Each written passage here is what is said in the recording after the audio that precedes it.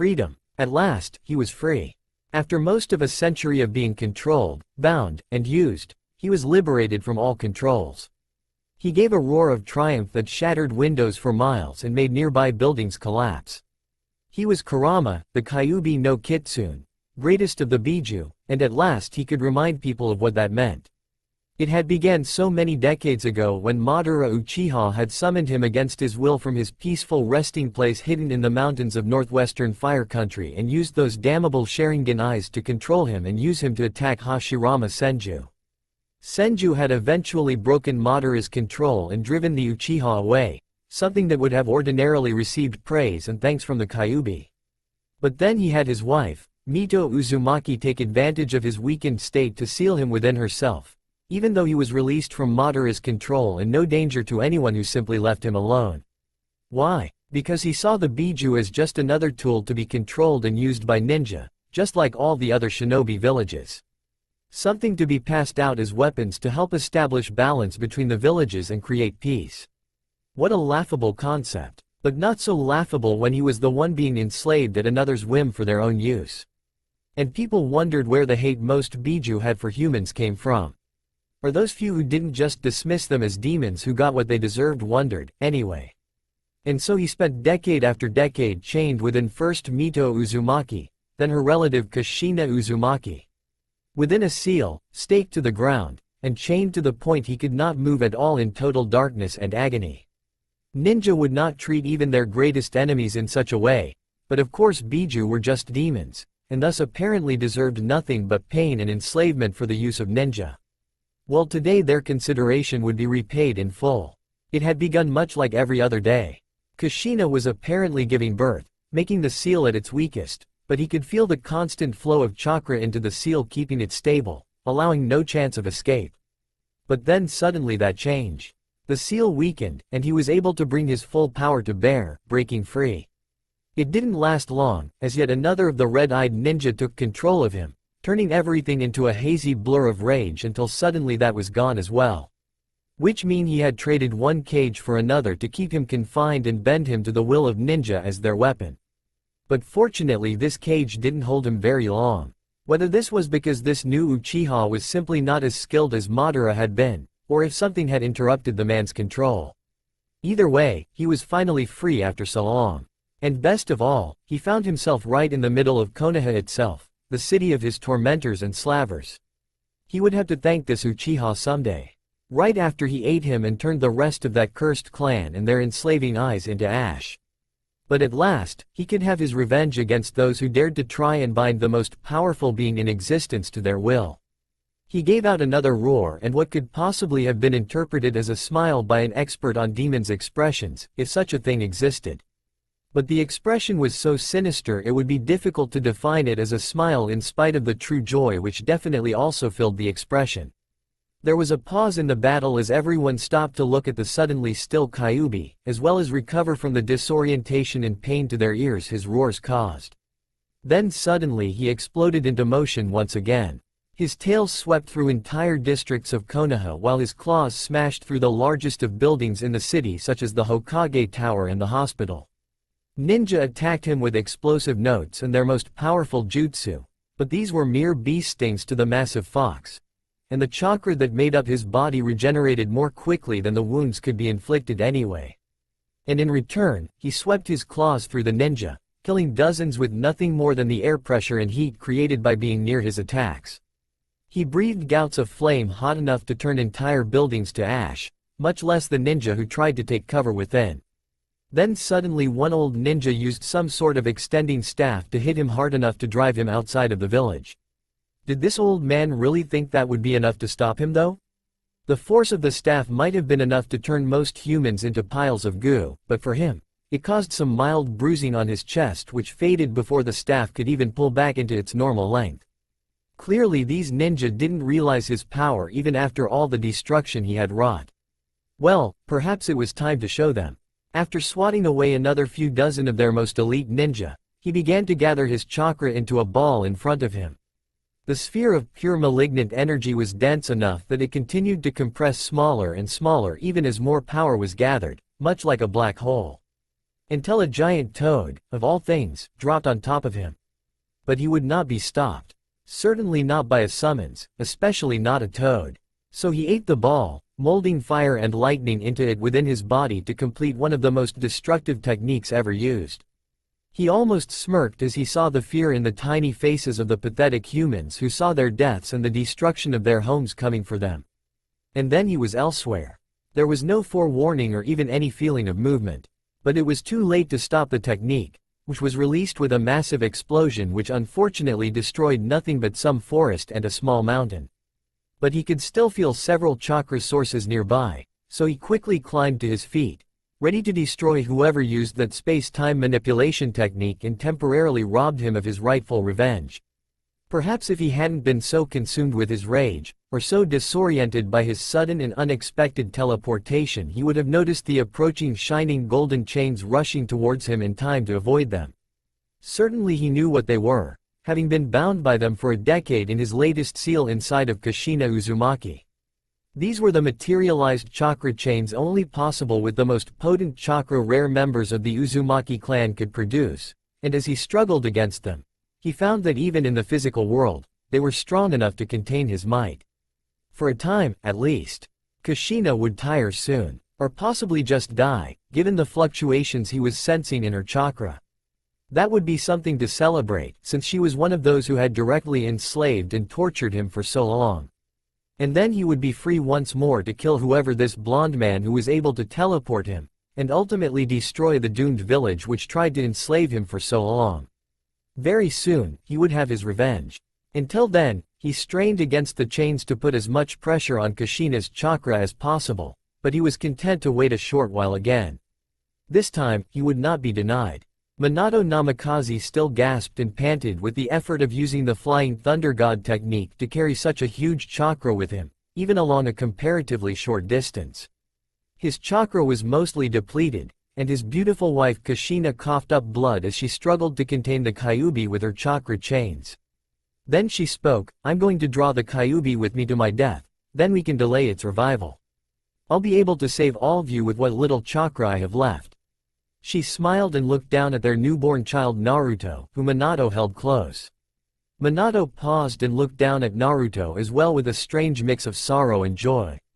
"No, Kushina. Preserve what little chakra you still have for a reunion with Naruto."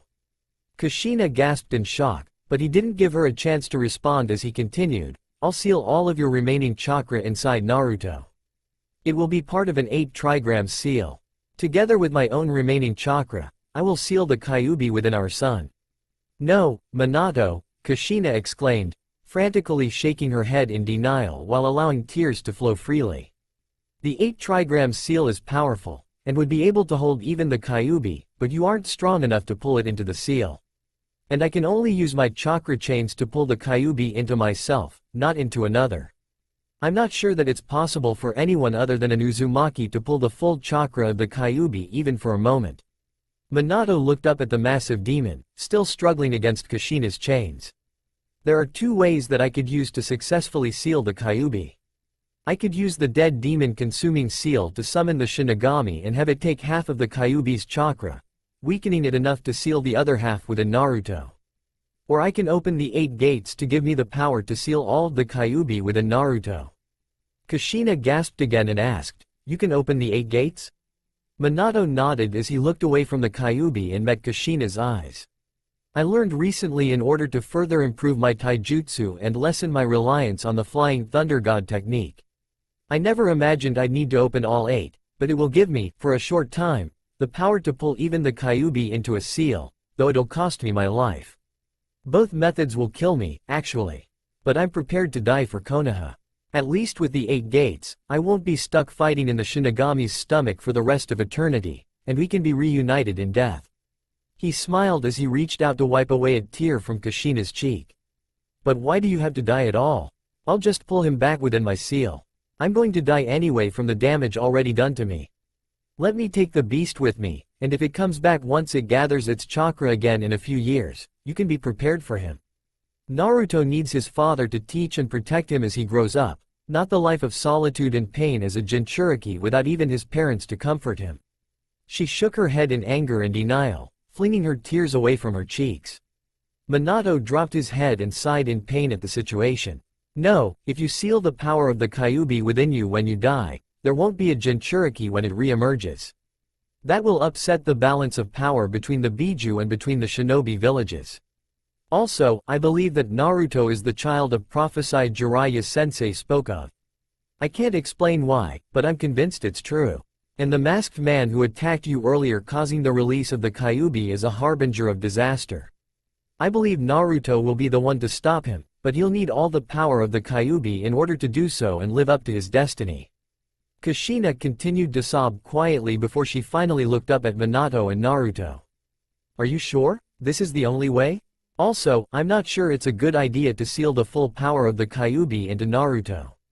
Always before the Kyuubi was sealed when the Jinchuriki was old enough to be able to fight it and put it under our control long enough to get it behind the seal. Minato nodded and replied, it's dangerous, yes. But I am certain that my seal will be able to hold back the Kyuubi's power until Naruto is old enough to take control of it himself, especially with the full power of the 8 gates supporting it. We must trust our son in this. And your chakra will be sealed in too, so you will be able to help him when the time comes to take control over the Kyuubi's chakra as a Jinchuriki. This is the only way that we will be able to provide Naruto with the power he needs to fulfill his destiny to bring hope and peace to this land.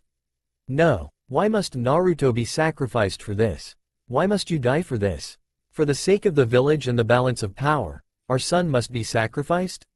I don't accept that. She coughed a little more blood as she gasped against the strain her body was being put through as well as the intensity of her argument. But Minato was calm in response as he said, to forsake one's nation and one's village is the same as forsaking one's child. Your own homeland was destroyed, so you of all people should know the harsh life that awaits those without a country. Besides, our family is the shinobi of Konoha. We will always fulfill our duty to our village. Whether that duty is to die for our village and our son, or to grow strong to face the threats that will come against Konoha. Kushina merely stared at Minato and Naruto with tears streaming, but she seemed to accept his words. Finally, he looked down at Naruto in his arms with a smile as he continued, it's time now. He quickly summoned the ritual altar and set Naruto on it, ready to complete the sealing, then began to unlock the gates within his own body, each releasing greater and greater chakra which had been held back to prevent damage to his body previously. But as more and more gates were released, the chakra available to him and the strength of his body was increased vastly beyond what was previously possible. Yet, at the same time, he could already feel his muscles begin to tear, and his chakra coils straining against the sudden massive flow of energy. Finally, 7 gates were open, and he looked over at Kushina once again. I'm sorry Kushina, I wish there was another way. But this is the only way. The only way to be sure Konoha and our son will have the power necessary. I hope that you can forgive me. But even if you can't, know that I love you. He reached out with one hand and gently cupped Kushina's cheek, giving a tender smile in spite of the torrents of chakra already beginning to tear his body apart. Everything good in my life came from you, including giving me our son. And we shall see Naruto once more when he's grown and ready to take full control over the Kyuubi's chakra. Kushina struggled to stand and take a stumbling step into Minato's arms as she responded, I know Minato. I'm still not sure this is the best thing for Naruto, but I trust you with our son. If you are certain that he needs this power, I will accept it. Just please promise me that you will make sure the village sees him as the hero that protects them, and not as a monster as so many other villages look at Jinchuriki. Minato nodded as he held his wife close. I will. I won't last long after you. But I will make sure that Hiruzen understands, and he'll make sure that the rest of the village sees him as the hero he is. Kushina gave a faint smile as she briefly kissed Minato. I love you Minato. Always. She then slowly pulled away and leaned down over Naruto to stroke his cheek. And I love you Naruto-chan. I'll see you again when you are all grown up, but know that I love you more than anything. There is so much more I wish I could say to you. I wish I could spend just a little more time with you. I know that we would have been so happy. But if I only have time to tell you one thing, it is that your mother loves you more than anything else in the entire world. She then nodded in Minato's direction. He nodded in response and intoned, Gate of Death, open. The sudden rush of chakra was overpowering, greater even than all of the previous gates combined. While his total chakra was still dwarfed by the massive amount produced by the nearby Kyuubi, for the first time, it was significant enough to be felt along with that oppressive evil-feeling chakra, even from miles away. He then went through the seal sequence for the 8 trigram sealing technique, a combination of 2 of the already immensely powerful Uzumaki 4 symbols seals, making it probably the most powerful seal ever created. While this seal was appearing on his son's stomach, he used his suddenly inhumanly powerful chakra to pull against the already contained chakra of the Kyuubi, forcibly linking it into Naruto as it began to drain into the seal, along with Kushina's small remaining chakra, and finally, most of his own, which was a great deal more than usual because of the increases from opening the 8 gates.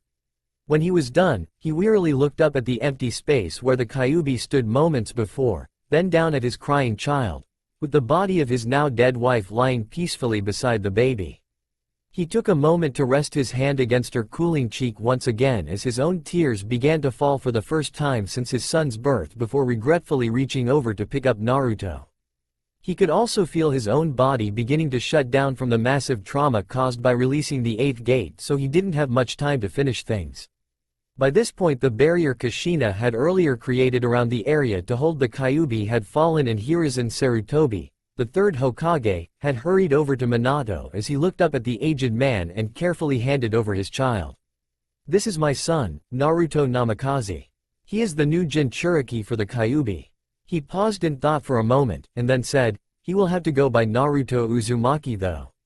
Iwa and maybe even some of my enemies in this village would try to kill him if they knew he was my son, at least until he is powerful enough to take care of himself. I'll let you and his godfather Jiraiya-sensei make the judgment of when he and the village are ready to know. Make sure that the people see him as a hero who keeps them safe from the Kyuubi though. It's my last command as Hokage." At this point Hiruzen slowly accepted the child, but said in a voice of mixed confusion and sorrow, "Your last command? What do you mean?" With a pained chuckle, Minato replied, "I had to open all 8 gates to complete the sealing. I only have a minute or 2 left. I guess you will have to take all that paperwork back after all." Hiruzen paused for a moment, and then reached his free hand to rest on Minato's shoulder as he responded. "You would really do that to an old man like me?" But it was clear from his voice that his heart was not in the joke. After another pause, he continued, "I'm sorry Minato. You were probably the best Hokage this village has had. I'll look after your son though. I promise." Minato nodded as he dropped to his knees, barely able to keep his eyes open as his heart beat erratically. "There was a man. He caused this. He attacked Kushina and I after the birth to break the Kyuubi free and used his Sharingan to take control of it. Killed your wife too. I'm sorry." He dropped down onto his back as he continued more quietly, barely able to gasp for breath now. "A man in a mask with only one eye hole. Could have been Madara if he is somehow still alive. Watch out for him. Was powerful, and able to turn himself immaterial at will and teleport himself or others he touched. Had to go solid to attack though. Beat him, but he escaped. Wants to rule the world, and said he would be back for the Kyuubi." He then sighed as the last of his energy left him and his eyes blinked shut as his heart slowed, then stopped. Hiruzen, meanwhile stood with Naruto in his arms, looking down at both his successor and now also his predecessor with great shock, sorrow, and some fear at Minato's words as he felt as if a great and crushing weight had settled onto him. That isn't good, but at least the Kyuubi is safely sealed away again. It would turn out that in addition to being an understatement of massive proportions, Hiruzen was not quite accurate in his statement. Kurama would have laughed if that wouldn't draw attention that he really didn't need at the moment, so instead he allowed his infant cries to slow as he snuggled closer to the newly reinstated Hokage, gave a few hiccups and as cute a sigh as he could manage. Kurama had little to do over the past decades other than either dwell on his pain and isolation or think of all the possibilities of what could happen in the future. He had always known he would get free eventually. After all, he was an immortal being, and as unpleasant as being sealed was, when sealed by beings of mortal flesh and blood, eventually they would die, or something else would happen allowing him his freedom. But though he spent a good deal of time thinking about how he would get his revenge on those who had dared to do this to him, he also spent quite some time contemplating various ways things could go wrong, including attempts to reseal him. So this time he had been ready. Kushina and Minato had been arrogant enough to plan what they would do with him right in front of his eyes, apparently not even considering that, just a demon, might make his own plans.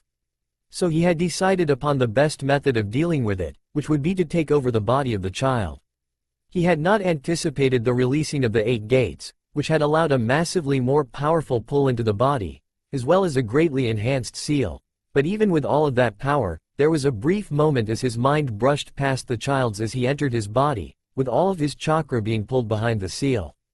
It was in that moment that he separated his mind from his chakra and attacked that mind with his own. He might not be able to use his chakra for such a task, but Minato had been the one to put them both in the same body, and he could put the pure willpower and determination of his ancient mind against little Naruto's.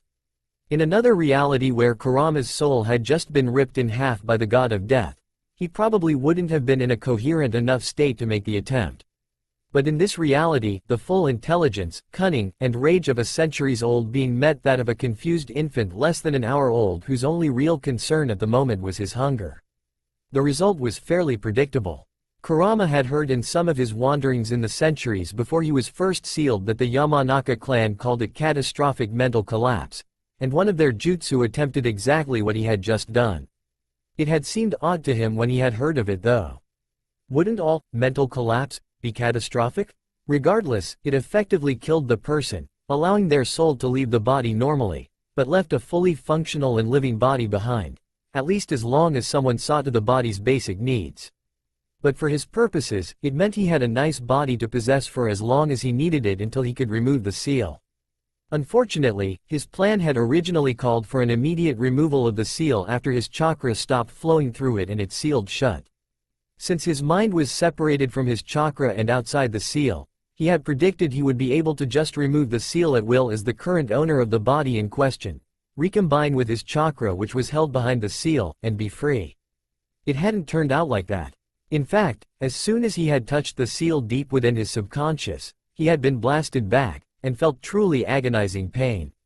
And coming from someone who had spent decades experiencing what it felt like to have over a dozen massive stakes driven through your body, but being unable to die within what must have been the most hellish seal humans could come up with, that was saying something. He supposed it could have been worse though. Given that the seal apparently somehow recognized his mind as linked to his chakra and therefore not supposed to be able to touch the seal regardless of which side he came from, it could have sucked him into the seal to recombine with his chakra, leaving a mindless and soulless body with him stuck inside. But he supposed even a seal master of Minato's apparent level couldn't plan for everything. So clearly that option was out. Kurama considered just killing himself at the earliest opportunity, which generally speaking released the Biju from a Jinchuriki to eventually reform later from what he had heard. But upon looking closer at the seal, he wasn't certain that would work with this one.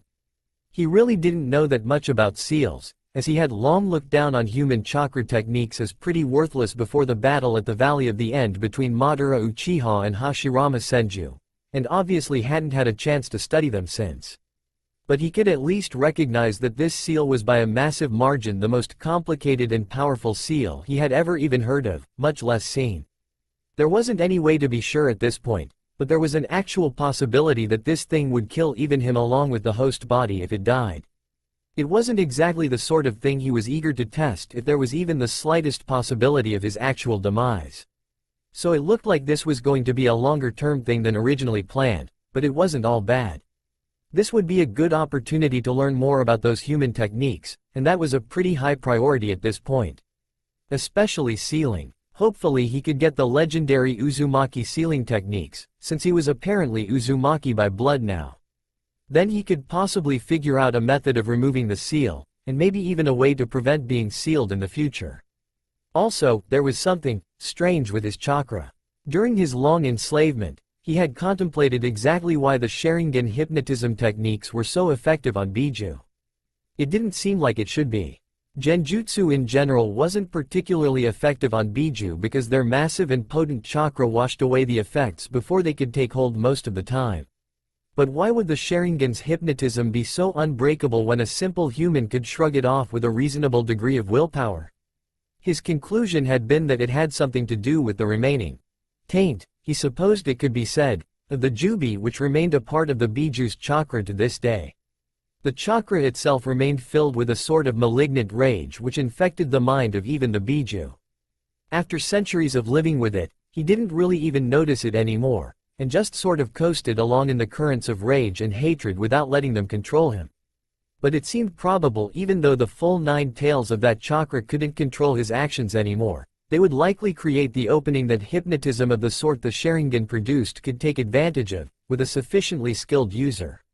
So now that he suddenly didn't have that force flowing through him for the first time in centuries, he felt very strange. If he could figure out how to maintain the potency and power of his Biju chakra, while duplicating this odd lack of unbridled rage, he would remove one of his very few actual weaknesses. On the downside though, he was stuck in a worthless human body. Especially worthless as a baby. And he didn't care what the stupidly optimistic Minato thought. There was no way that most people were going to see him as a hero. Even if they did mistakenly believe that he wasn't really the Kyuubi, which he doubted many would.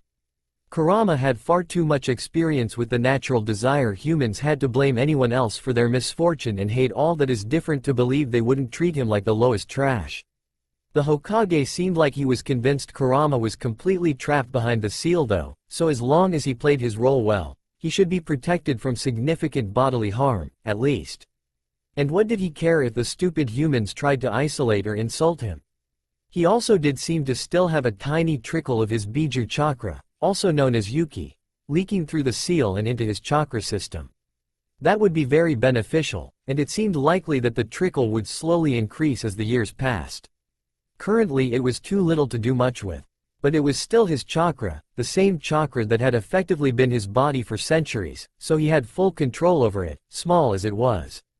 And it was just enough to channel into his useful Uzumaki genes to further improve that potent life force bloodline Uzumaki's had and give him significantly further improved regeneration. It was also enough to force build-ups and then flood his chakra coils regularly, constantly forcing them to grow to highly abnormal levels for his age. By the time he reached adulthood, if he stayed in this body that long, he would have chakra reserves dozens of times larger than even the most powerful of cages without even touching his Yuki if he kept up consciously using this method.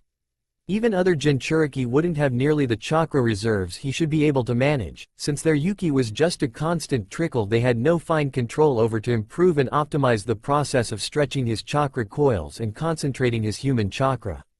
Additionally, it was enough Yuki to channel to his ears, nose, or eyes to give him the incredible senses he had once enjoyed, though it would probably turn his eyes red and slitted while he maintained the flow of chakra, so that wasn't something he should do around others.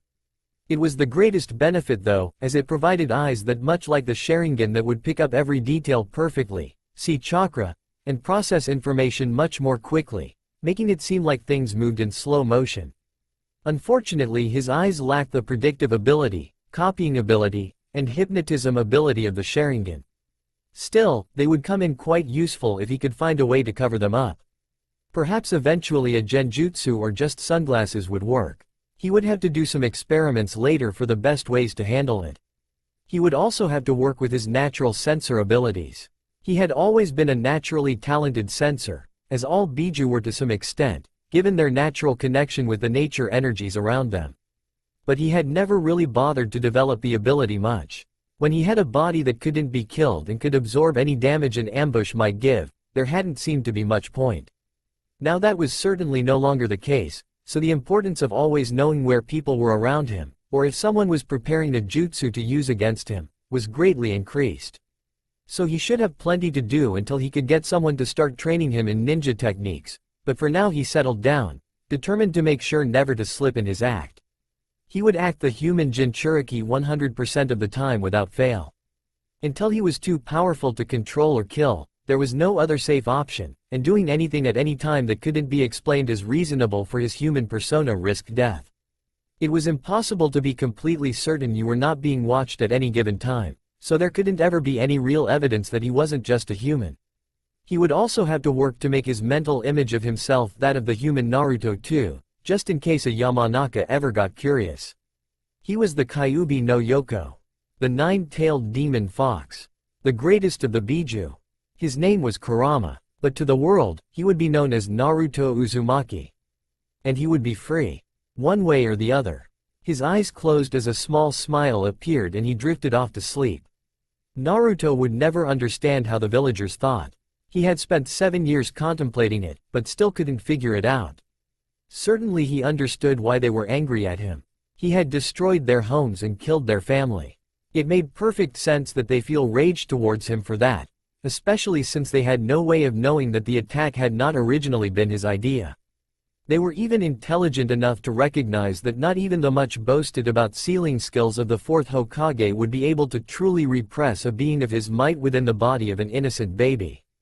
The best that could be hoped for was effectively giving him a human form and locking away his full power for a time. So they were intelligent enough to recognize that fact, which was apparently too difficult for a certain senile old man to see, not that he didn't appreciate the Hokage's protection of him. But then many of the villagers turned around and responded to this understanding with the most foolish of all possible responses. There were really only 2 rational responses that could be made to finding out that the demon who nearly destroyed your village and killed so many and it was in the village trapped in the body of a young child. They should have either immediately killed him, making sure he was dead as efficiently and ruthlessly as possible, or attempted to cultivate his goodwill for when he inevitably regained his power. The villagers did neither. The exact response varied, but always seemed to be based in some bizarre determination to get on his bad side without doing anything to prevent him from taking his revenge someday. Many just ignored him and talked quietly behind his back. These he could ignore in return and be done with it. After all, he was the 9-tailed fox, and the greatest of all demons. He didn't need the attention of a bunch of worthless humans, and their opinions of him, spoken or otherwise, meant less than nothing to him. Some actively antagonized him, but in minor ways. Things like refusing service at stores or overcharging him for low-quality goods. These he could deal with now by applying his natural skills as a trickster and prankster. Most of the pranks were pretty minor and could never be proved to be his fault. Not that it stopped anyone from blaming him, since he got the blame for practically everything that went wrong in the village regardless of if he was really at fault or not. There was never any actual proof though, which was good enough to keep the Hokage from doing anything about it. Then there were those who were on his list. The word was capitalized in his head whenever he thought it. Well, technically there were 2 lists, but one was very short, and the other rapidly growing in number. Because as the villagers should have known if they had done even a little research on kitsunes, they would have found that a kitsune always repaid their debts. That meant that those like the Hokage and a very few others who had protected him and treated him well would have their generosity, misguided thought it might be, repaid someday. It equally meant that a kitsune would always see vengeance done for slights against him. Kitsunes were beings of fire and lightning, and their anger could burn for longer than this pitiful village would exist. As the greatest of kitsunes, he had a reputation to uphold, if nothing else. Of course some of the natural-born kitsunes protested that he wasn't really a kitsune, not having a true physical body and all. But to him, that was an inane argument, since the sage of the 6 paths could create anything out of nothing, and he had based his creation on a kitsune. He had a kitsune's natural appearance, instincts, and abilities. What did it matter that he was technically a being made out of the materialized chakra of the Kyuubi? That just made him the most powerful of the kitsune, and their natural leader, regardless of some disagreements. Certainly it didn't mean he ignored kitsune laws and traditions. Not that as he skidded around a corner and took off into a sprint once again to escape the small mob chasing him was the right time to really be contemplating this. Or any sort of contemplation, really. Especially when the mob in question was waving around clubs, torches and… Yes, that was actually a pitchfork. Now most people in such a situation wouldn't have a chance to really take in details like that. But even apart from the humor such a thing would bring if he wasn't the target of the mob, it was important that he memorize every face in this crowd. He made equally certain to memorize every chakra signature. Because he had just reached a dead end, and there would come a reckoning someday for the savage beating that was sure to follow. Those who just watched and jeered would be pranked with the more savage variety. The sort that caused humiliation of the level to which the person would be afraid to leave their house for weeks. The kind that ruined social standing and made everyone lose all respect for them, but at least left them alive and with all their limbs still attached. But those who participated in the beating, those who beat his 7-year-old body with their clubs and kicked with their steel-toed boots, those who burned him with their firebrands and cut him with their knives, they would one day wish they had found the courage to finish the job, regardless of what they knew the Hokage would do to those who dared kill him. One day they would die at his hands. Unpleasantly. Because Kitsune always repaid what was given to them. Hiruzen Sarutobi was not a young man any longer by any measure, but rarely did he feel as old as he did today. It was a single day after the 7th anniversary of the Kyuubi's defeat, but today, all that stood for to him was yet another failure of Konoha to respect the dying wishes of the hero they venerated the day before. And his own failure to protect the son of both one of the greatest heroes the Leaf ever had and a personal friend. It had been almost 24 hours since Naruto's attack, and word had finally reached him that the boy had regained consciousness. He would have to see what condition he was in though. Even if the Kyuubi seemed to give Naruto greatly enhanced healing, the report on Naruto's condition last night had been among the most depressing reading he had ever experienced. And that included hundreds of reports about ninja he had sent to their deaths over the years. At least they knew the risks they were taking and had taken them voluntarily. He nodded firmly towards the Anbu stationed outside of Naruto's hospital room, a necessity to prevent any accidents from the hospital staff. He then had to repress a burst of killing intent in reaction to the glare a passing nurse gave towards the doorway to Naruto's room. If her expression was anything to go by, she would be first in line to arrange an accident for Naruto if she were able. He truly could not understand how a woman could bow and give a respectful smile to him one moment, then turn her head a few degrees to give a glare in direct contradiction to his instructions for Naruto's treatment the next. How could someone truly respect the Hokage, but ignore not only his commands, but the last command of the Hokage who posthumously received the most respect? So Naruto is awake now? Sarutobi asked the unmoving Anbu, dismissing the useless question from his mind. The man quickly and respectfully responded, "Yes, Hokage-sama. The boy woke up about an hour ago." "Has he?" Sarutobi trailed off, not quite sure how to ask, but finally just said anything about what happened. The Anbu shook his head and replied, "Nothing about what happened. He asked to see you, and asked how long he would have to stay in the hospital this time, but didn't say anything else." Sarutobi sighed dejectedly. The fact that a 7-year-old would immediately be asking how long he would be hospitalized this time upon recovering consciousness was just a further depressing thought. How could the villagers look at that innocent little child and see only the fox? At least most of the ninja, who knew at least a little of how sealing functioned were, for the most part, willing to accept his word that the seal kept the fox contained within Naruto and was not Naruto himself. They mostly just treated Naruto with disinterest, which while not exactly ideal, was certainly preferable to how even the more passive of the villagers treated him. But far too many outright hated Naruto. Most of those who hated him kept their reactions to petty harassment at the most, either out of fear of his reaction or out of general respect for the law. But as with every society, there were always those few who were willing to break the law in order to get what they wanted.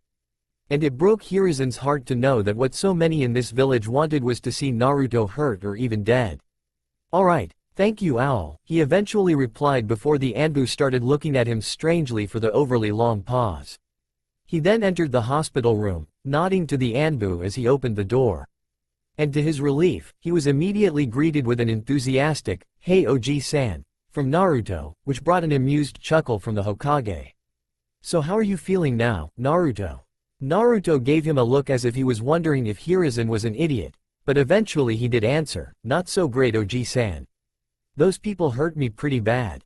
The doctor says I'm healing up pretty good, but it still hurts a lot. Less than last night though."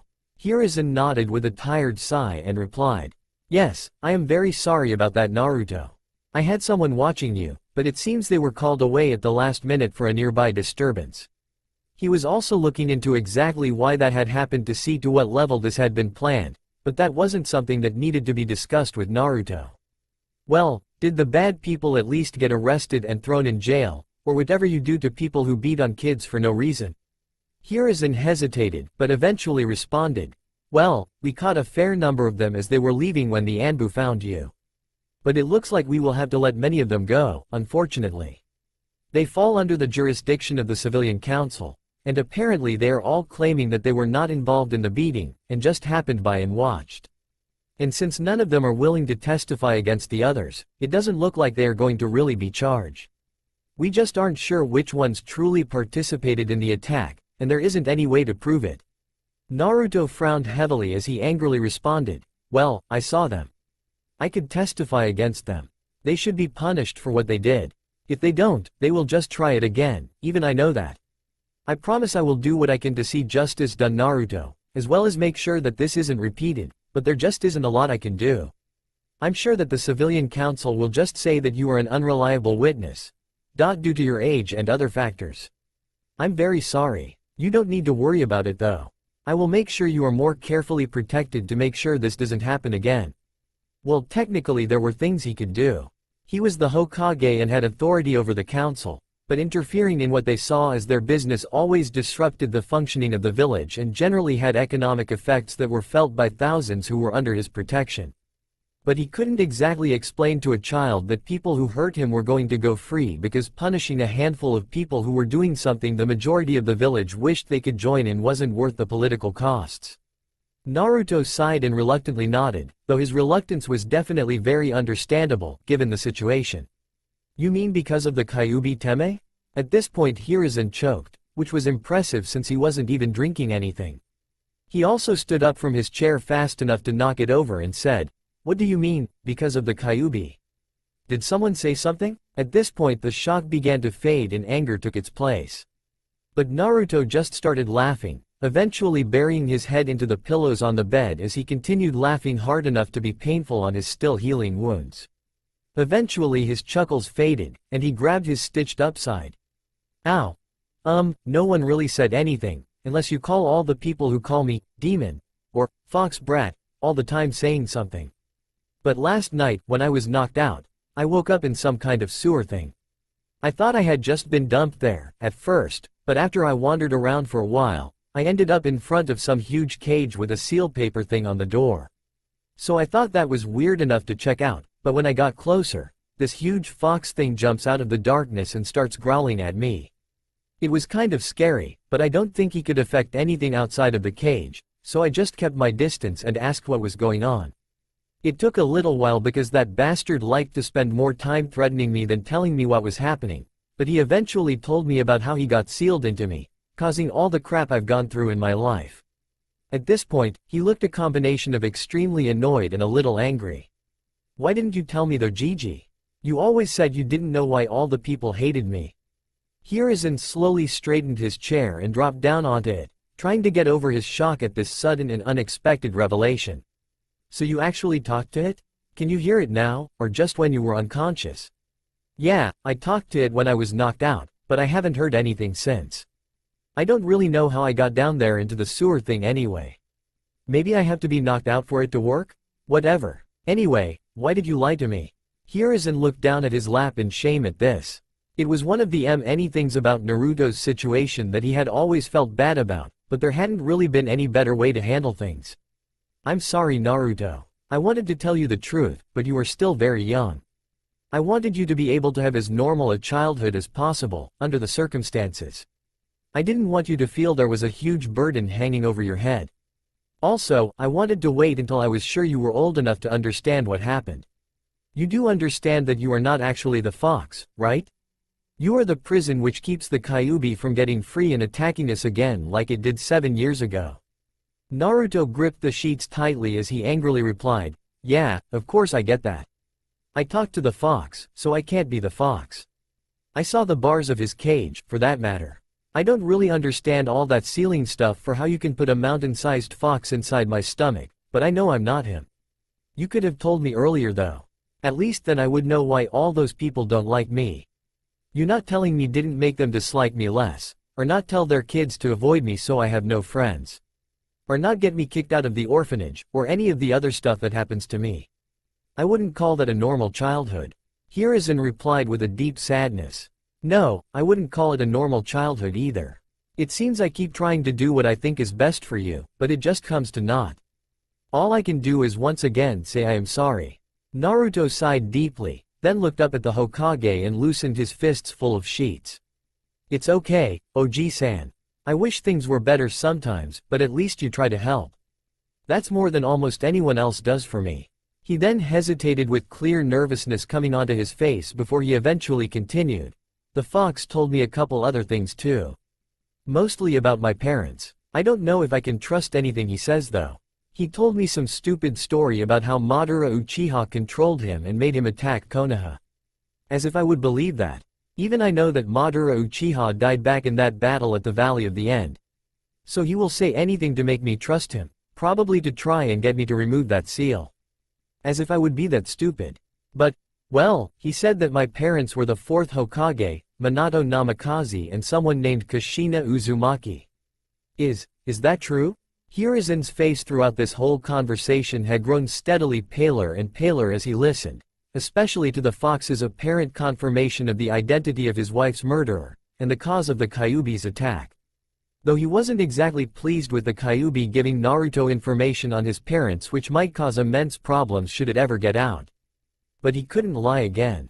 Not tonight. Yes. Actually that is true. I'm sorry once again that I didn't tell you before. But please understand that you can't tell anyone about who your parents were. Especially the identity of your father. I know this might be difficult for you, especially as I know people will sometimes insult your parentage, not knowing the truth. But your father had many enemies. Enemies who would want to kill any child of his if they knew of your existence. And some of these enemies could very possibly make that happen, no matter how well we try and defend you. He decided not to address the issue of Madara with Naruto.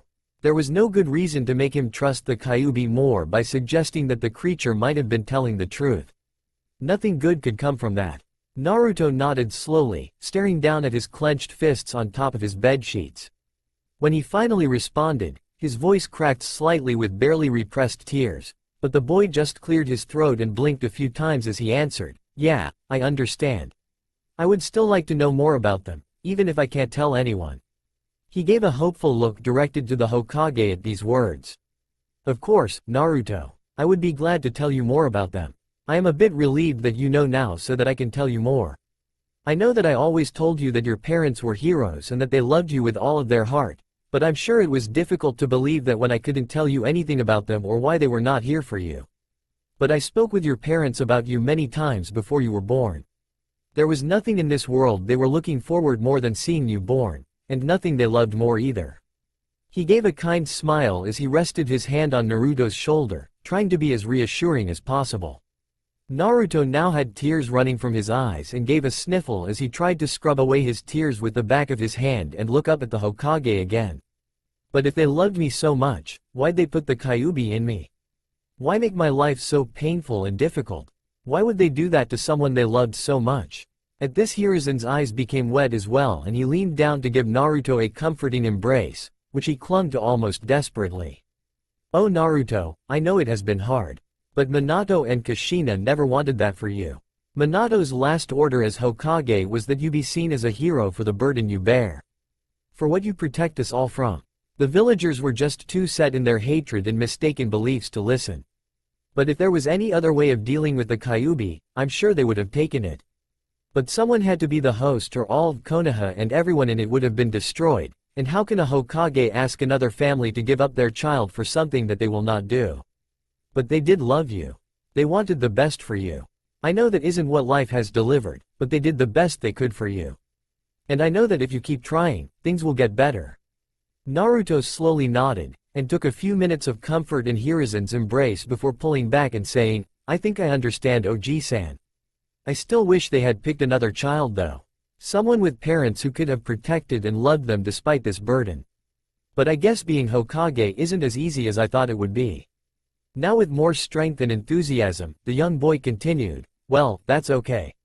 I'll just have to prove them all wrong. Now that I know why they all dislike me so much, I know I just have to show them all that I'm not the Kyuubi. I'm Naruto Uzumaki, and I'll be the greatest Hokage ever. Even better than my father. Then everyone will see me as a hero like the fourth, like my father wanted.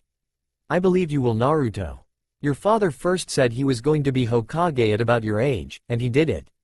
You have that same determination and will of fire. You can do it too, if you are willing to work hard for your goal." Hiruzen gave the child a bright smile, glad that Naruto was bouncing back so quickly from such huge revelations. Naruto grinned widely in response. "Yeah, I know. Oh, and the fox said I should ask you about something else too. He said I should get any clan or family scrolls for the Namikaze and Uzumaki to study.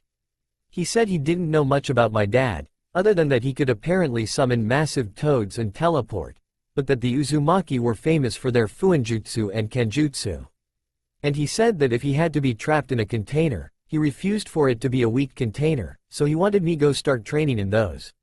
He also said I should see if you had some kind of legendary swords of the Uzumaki clan. The Kitoshio, or something like that. I hate following the advice of that stupid fox, but that does sound kind of awesome. Naruto was clearly very excited about the prospect of secret clan scrolls and awesome legendary swords at this point. Hiruzen laughed and replied, "Well, I do have the Uzumaki scrolls. Your father never really wrote much about his techniques, and he wasn't from an actual clan, but at least you can have what is left of your mother's legacy, since you know about her anyway. A lot of it will be fairly advanced though, so it will probably be a while before you are able to understand it. Why don't we set it up so you can come by the Sarutobi compound to read the scrolls or practice them whenever you want? Your apartment isn't the most secure place in the village, and I would hate for those scrolls to be damaged or lost." It was probably best not to directly refer to the fact that his apartment was broken into and trashed occasionally. The boy was finally in a better mood now, and there was no point in ruining it so quickly. As for the swords, well, your mother was fairly well known for wielding one of them, an O-katana called the Kirushio. While she wasn't as famous as your father, she was a well-known A-rank ninja, and had the highest number of kills for a Konohaku no Ichi during the Third Shinobi World War. It's probably best not to link you too closely to her either unless necessary for a while though. Besides, that sword would be a little big for you at this point. How about you take the wakizashi of the pair, the Miharushio? It would fit you better for now, and you could at least practice both of the Uzumaki Kenjutsu styles with it. Naruto frowned in confusion. What do you mean by both styles? Well, as you said, the Uzumaki clan head's blades are somewhat legendary. And like many of the legendary blades in this world, they are more than just well-crafted swords. They were created in the early days of the clan by an incredibly skilled smith and seal master out of pure chakra-conducting metal. The O-katana, the Kirushio, is a long blade that ripples with red carved seals all along it, while the Miharushio has blue seals. But these seals do several things in addition to giving a unique appearance. First, they make the blades almost impossible to damage. They never have to be sharpened, and they will never break. This also allowed the smith who created them to give them an edge which would be impossible, or at least impractical for any other blade. But because they cannot chip or break, he was able to give them a blade as sharp as it was possible for the smith to get them. In fact, they are thought to be the naturally sharpest blades in existence. Only the Kiba blades are said to surpass their cutting power, and that is only because they naturally channel lightning chakra. Naruto gasped at this and nodded along enthusiastically. And secondly, the seals allow the blades to bond with someone of Uzumaki blood, and allow that person to call the blades to their hand at a moment's notice. Though the further the blades are from the wielder, the more chakra and time it takes for them to appear, so you would still carry them with you. But this ability gave birth to two separate sword styles using these weapons. First, the Uzumaki Oshinagasu style, which is a very defensive style using the wakizashi. It uses almost no attacks, but just blocks and counters, forcing the enemy to circle the user, looking for openings that never appear, while allowing for quick counter-attacks that take advantage of the shorter length of the wakizashi. It is also a good style for defending against large numbers of less skilled enemies. Second, there is the Uzumaki Toguru style, which is a very aggressive style using the O-katana that relies on constantly pressing the opponent, circling them and forcing them off balance. This was the style your mother mastered and almost exclusively used. But because of the ability to summon the swords to your hands in an instant, true masters of the style would do things like throw or drop the blade they were using and call the other to their hands, instantly shifting styles and blade type to keep their enemy off balance and confused. It was a very complicated but effective and strong style of kenjutsu if someone was sufficiently skilled with both styles and both blades. But for now, how about you practice with the wakizashi, and when you are big enough and skilled enough, I will give you the O-katana to bond with as well. How does that sound? Naruto grinned almost manically and responded with a voice full of excitement. That sounds awesome. I promise I will get really good with them. I won't let my ancestors down. You will be handing over the second sword in no time. Hiruzen smiled with amusement. He was glad that as horrible as this whole situation had started, maybe some good would come out of it. He was also still a little nervous that Naruto would blurt out his parentage at some point, but he seemed to understand the importance of keeping that secret. And now that he knew, this was a way to help Naruto reach his potential that not even the biased civilian council could possibly object to, even if they did find out. But there was still one more shock waiting for him from Naruto. "Oh, by the way Gigi, I have thought about it, and I want to drop out of the academy," the boy blurted out without ceremony. Hirizen's jaw dropped open as he stared at the boy in shock as he sputtered at the child. "Wait, what? But don't you want to be the Hokage? You have to be a ninja to become the Hokage, and you have to go to the academy for that. You have only been in the academy for a term and a half at this point." At this point Naruto clearly couldn't hold it in anymore and started clutching his stomach as he laughed and rolled around in his bed. Finally, he calmed down, and grimaced as he held his still healing wounds once again. "Ouch. Still hurts. You should have seen your face though Gigi. I need to start carrying a camera." He shook his head, still grinning. "But I just want to drop out for a little while though. All the kids there hate me because their parents told them to. And the academy instructors encourage it and give me a hard time too, if not as much as the civilian kids. But I heard there are a bunch of clan kids the same age as me. And I have noticed that the clans tend to treat me with indifference, rather than the active hatred of most of the civilians. So if I wait another year and a half to re-enter the academy with all those clan kids at the normal academy starting age, I might be able to make some friends." "Ah, well, okay. If that is what you want, I don't have a problem with it. What will you do over the next year and a half though?" He did frown slightly at the thought though. Every time he heard more about Naruto's life, it pained him and emphasized his own failure to protect the boy.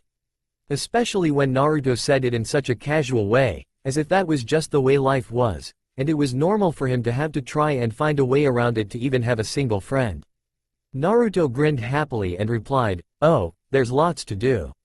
I can study those Uzumaki scrolls, and get really good with that sword you are going to give me, and maybe start learning some of that sealing stuff. It sounds pretty interesting. Anything that can lock up something massive like the Kyuubi inside someone's stomach has got to be pretty awesome. Also, we unlocked our chakra last term and have been working on the transformation jutsu this term. If I can get really good with that, I can just walk around looking like someone else and be treated like a normal person most of the time. I can go into stores and get charged normal prices for actually high-quality stuff, and not get thrown out. By the time I go back to the academy, I will be way ahead of everyone and can show them how awesome I am." Hiruzen chuckled as he responded, "I am sure you will Naruto. If that is all though, I'm afraid I do have to be going now. I'm not sure I can handle any more shocks either for that matter. When you're released from the hospital, come by my office and I can set you up to be allowed entrance into the Sarutobi compound, as well as giving you a study and some training space to look at and practice with your clan scrolls. No one else is using that space much anyway these days." Naruto grinned widely. "Nah, that's it for now. Thanks for all this OG-san." His grin then did mostly fade and a pensive look came over his face. "Do you have any pictures of my parents you could get for me when I come over though? And maybe you could tell me some stories about them when you get a chance. I would like to know more about them. More than just what is in the history books, anyway." "Of course, Naruto. I would be glad to." Naruto's happy Jin was restored at this point as he thanked Hiruzen again and waved goodbye as he took his leave. Hiruzen shook his head in amazement at Naruto as he walked out of the room, nodding to the owl Anbu as he left. That boy truly was amazing. He seemed to combine his mother's enthusiasm towards life and his father's determination. Even after one of the most difficult childhoods he could imagine, he still found things to be joyous about. Certainly he could tell that Naruto still had anger towards the villagers who attacked him, but that was reasonable. At least he hadn't turned out like many other Jinchuriki he had heard reports about in other villages, hating everyone around them. And as much as he hated to admit it, Naruto's idea of mastering the transformation jutsu was a good one. He probably wouldn't get good enough with it to fool ninja, but the ninja of the village were generally left Naruto alone. Most had at least a little understanding of sealing, and so better understood that Naruto was the prison of the Kyuubi, not the Kyuubi itself. And the rest at least knew how to follow orders and wouldn't hurt someone under the Hokage's protection. And even an academy-level henge would be enough to avoid notice from the civilians who caused most of Naruto's problems. So while he was sure this wouldn't fix everything in Naruto's life, hopefully at least further attacks like the one of last night could be avoided. Naruto grinned as he flopped back onto his bed after the Hokage left the room. He was always fun to mess with. Still, he couldn't help but be thankful for the Hokage's protection and assistance. It didn't really matter that Hiruzen's thoughts of Naruto being something similar to an adopted grandson was based on a lie and manipulations from Naruto to consistently try and encourage his feelings of guilt and obligation. He had still helped him a great deal through the years, and looked likely to help him even more in the future. So he did hope to one day repay that kindness.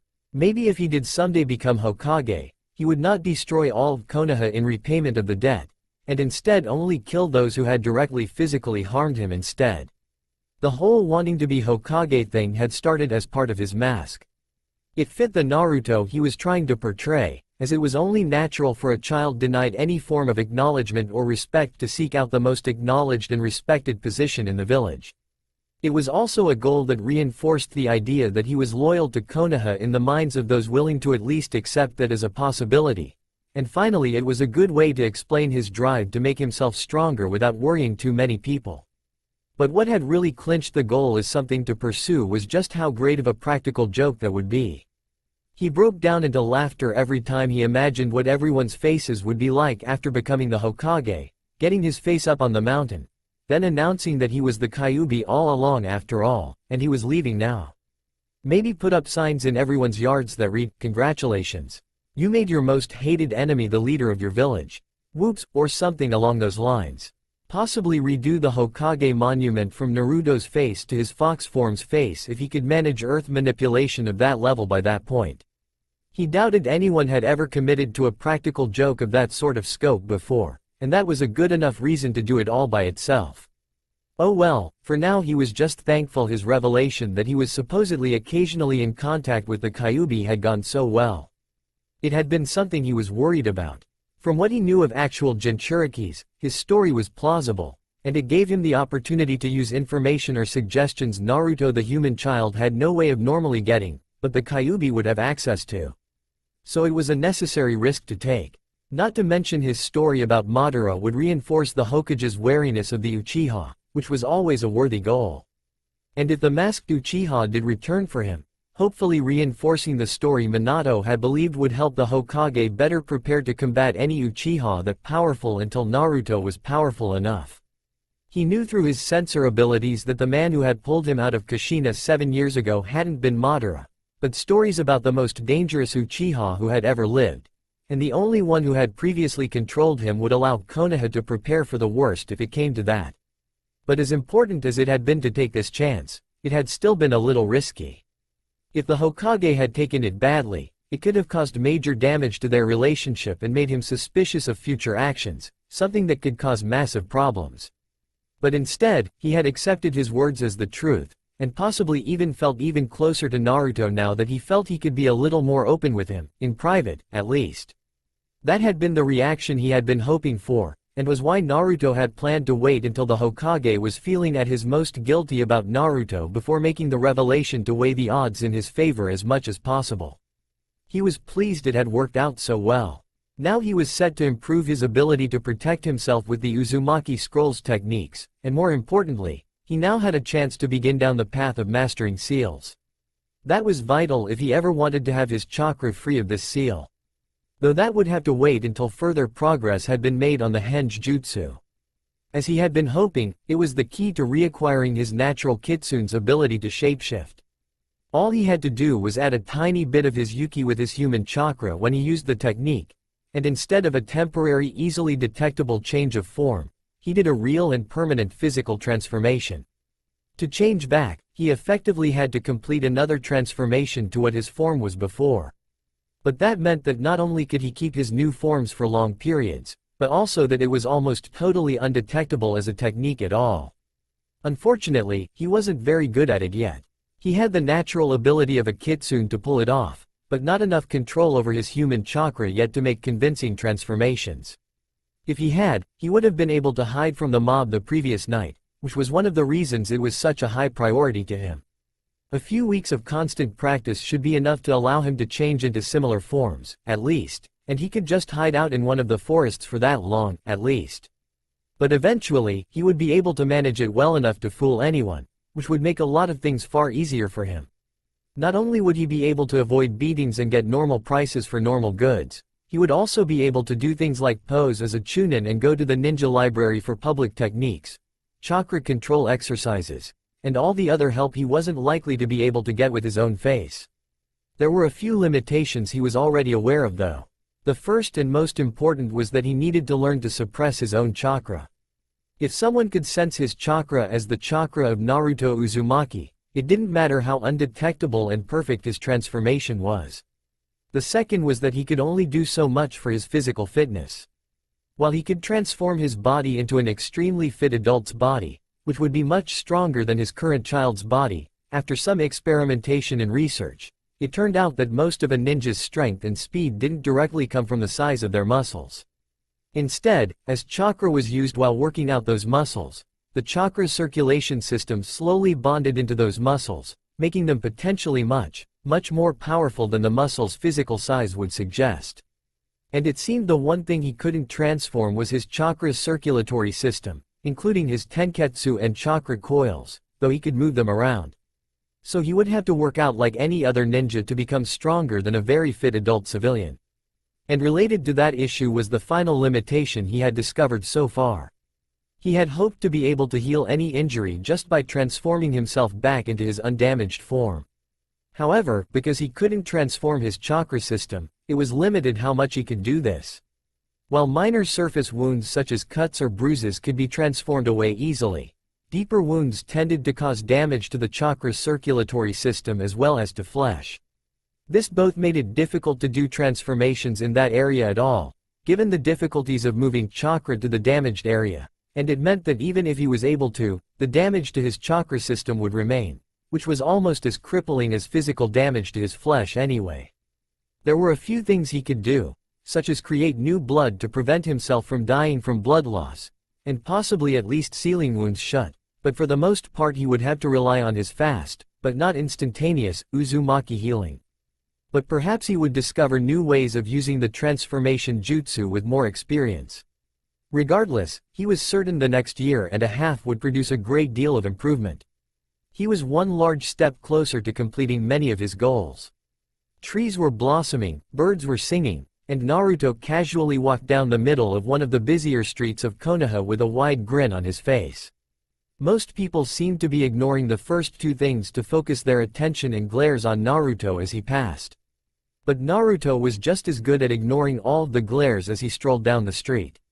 It had been a good year and a half since he had dropped out of the academy, but the last few months since the Uchiha massacre, he had been almost unable to stop smiling. The villagers might whine and cry about it, but to him, it was the best thing to happen in Konoha since his release from Kushina's seal. Ever since he had a chance to really think about it, one of his primary goals to make the best use of his time while he was stuck in a human body was to see if he could destroy the descendants of the Sage of the Six Paths. All of them seemed to have some sort of ability to control Biju in some way, so it would be best if they were not around anymore when he was back in his real form. The Senju had the occasional wood release user who could suppress Yuki. The Uzumaki had the occasional user of chakra chains which could contain even him, much less the lesser Biju, as well as probably being the only people with strong enough life forces to be a Jinchuriki of the Kyuubi without immediately dying from having that much energy flowing within them. And the Uchiha could control Biju with their Sharingan hypnotism ability, though he was still hopeful he would figure out a way around that one. He felt a little bad about it at times, since the Sage of the Six Paths was the only truly honorable and trustworthy human he had ever met and the only human he had ever considered family. So it sometimes seemed in bad taste to be planning to make sure that all the lines of his descendants ended. But it wasn't his fault that they had all ended up as honorable as a bunch of thieving whores. The Uchiha had always been like that, but it seemed a more recent development for the Senju and Uzumaki. The sage would have been sickened though, he was sure.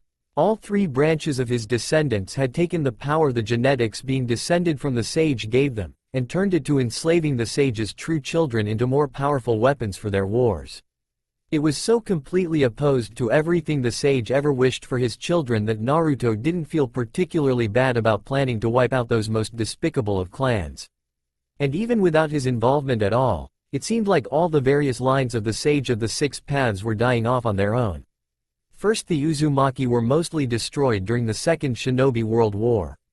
As far as he was aware, this body was the last Uzumaki in existence, so all he had to do was make sure not to have children, though he planned on doing a more thorough search for possible other scattered survivors once he could more freely leave the village. Tsunade was all that remained of the Senju, and as she neither had the wood-release bloodline, nor was young enough to bear children anymore, that line was effectively already extinct.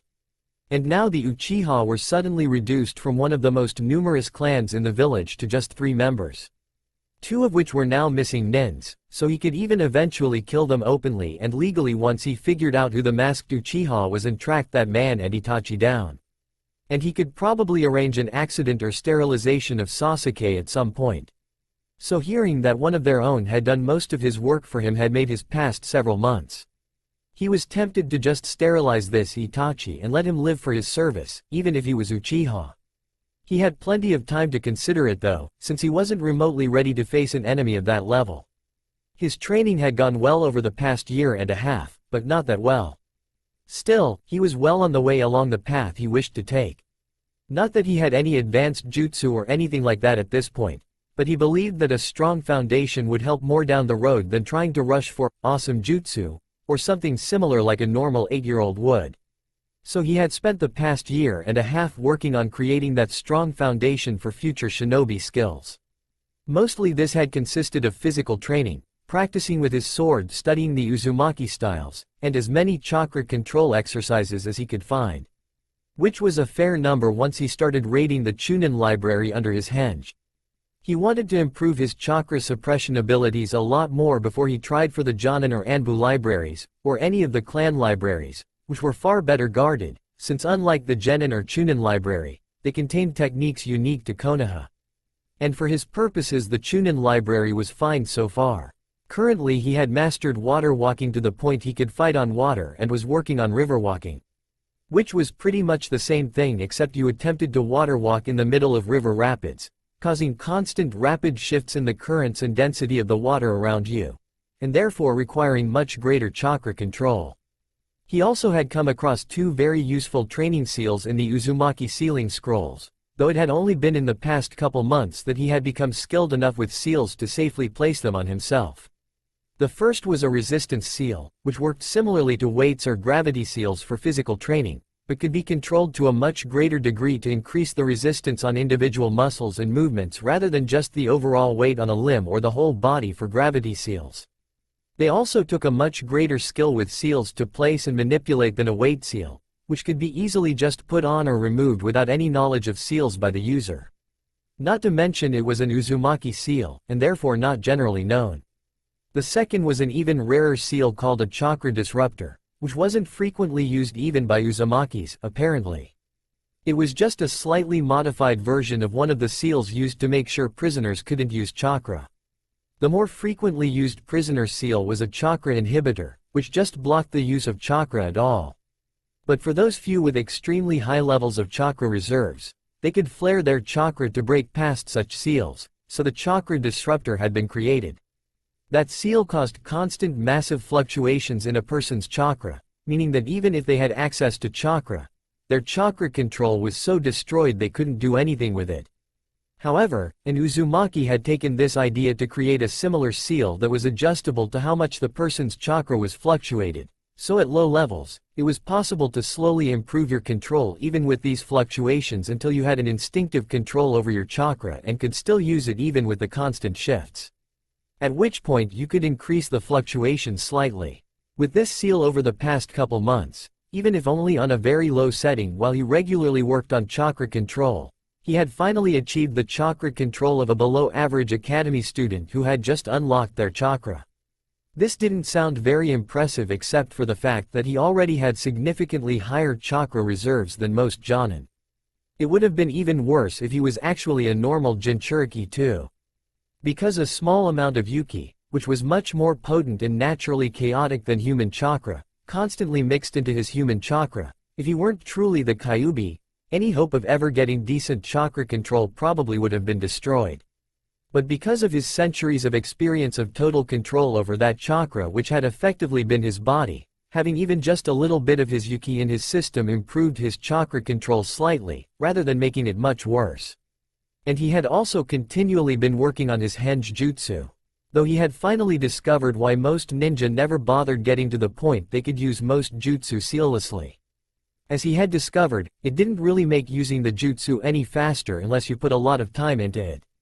In fact, at first, it was significantly slower. It had made sense when he had given it more thought. Hand seals were aids to channeling chakra, and assuming someone had decent hand speed, they could make the seals faster than they could generally use pure chakra manipulation to cause chakra to do the same things by will alone. It had taken 6 months of almost constant transformations throughout every day to make the jutsu sealless, and even now a year later, he was no faster with it than the average chunin could complete a transformation with hand seals. He had also managed to remove all noise and smoke from his transformations in the process though. Still, it emphasized how much further he had to go to reach his ultimate goal of making the technique something he could use in battle at a moment's notice. He had been able to start very slowly removing his whisker-like birthmarks and increasing his height with the transformation technique. The whiskers he honestly kind of liked, but he wanted as few things that connected this body to the Kyuubi in the villagers' minds as possible. It would be a slow process so no one really noticed the birthmarks fading over time, but by his academy graduation, they should be faint enough to be missed by civilians if they were not specifically looking for them. And they should be completely gone at this rate by the time he was 16 or 17. And for his height, well, he was just naturally a short guy. Minor malnutrition from his time in the orphanage before he was able to start hunting and gathering most of his food hadn't helped. Though from what he had talked to the Hokage about his Minato, he had likewise been a little on the short side until a growth spurt in his late teens. Naruto had just forced that growth spurt a little early, so he was now one of the taller kids his age. So now he should be more than ready for the first day of the academy. He had even gotten a new outfit for the occasion, which made him look rather badass for an 8-year-old, not that he cared about such things. Or so he told himself. For his clothes, he had largely taken the example of the Anbu, as he wore the standard, lightly armored, all-black sandals, Anbu pants with kunai and shruariken pouches, and sleeveless Anbu shirt with long-sleeved mesh armor under the shirt. He had modified the sleeveless shirt to have a large Uzumaki clan symbol, the Uzumaki swirl in burnt orange on the back. And to finish out the outfit, he had his wakizashi sheathed over his right shoulder and a pair of very dark sunglasses over his eyes. He also had a pair of heavy metal bracers similar to what Anbu wore, but those seemed a little militant for the impression he was trying to give, so he kept them in a storage seal for now. Yes, he was definitely ready. Hopefully this time in the academy would go a little better than last time.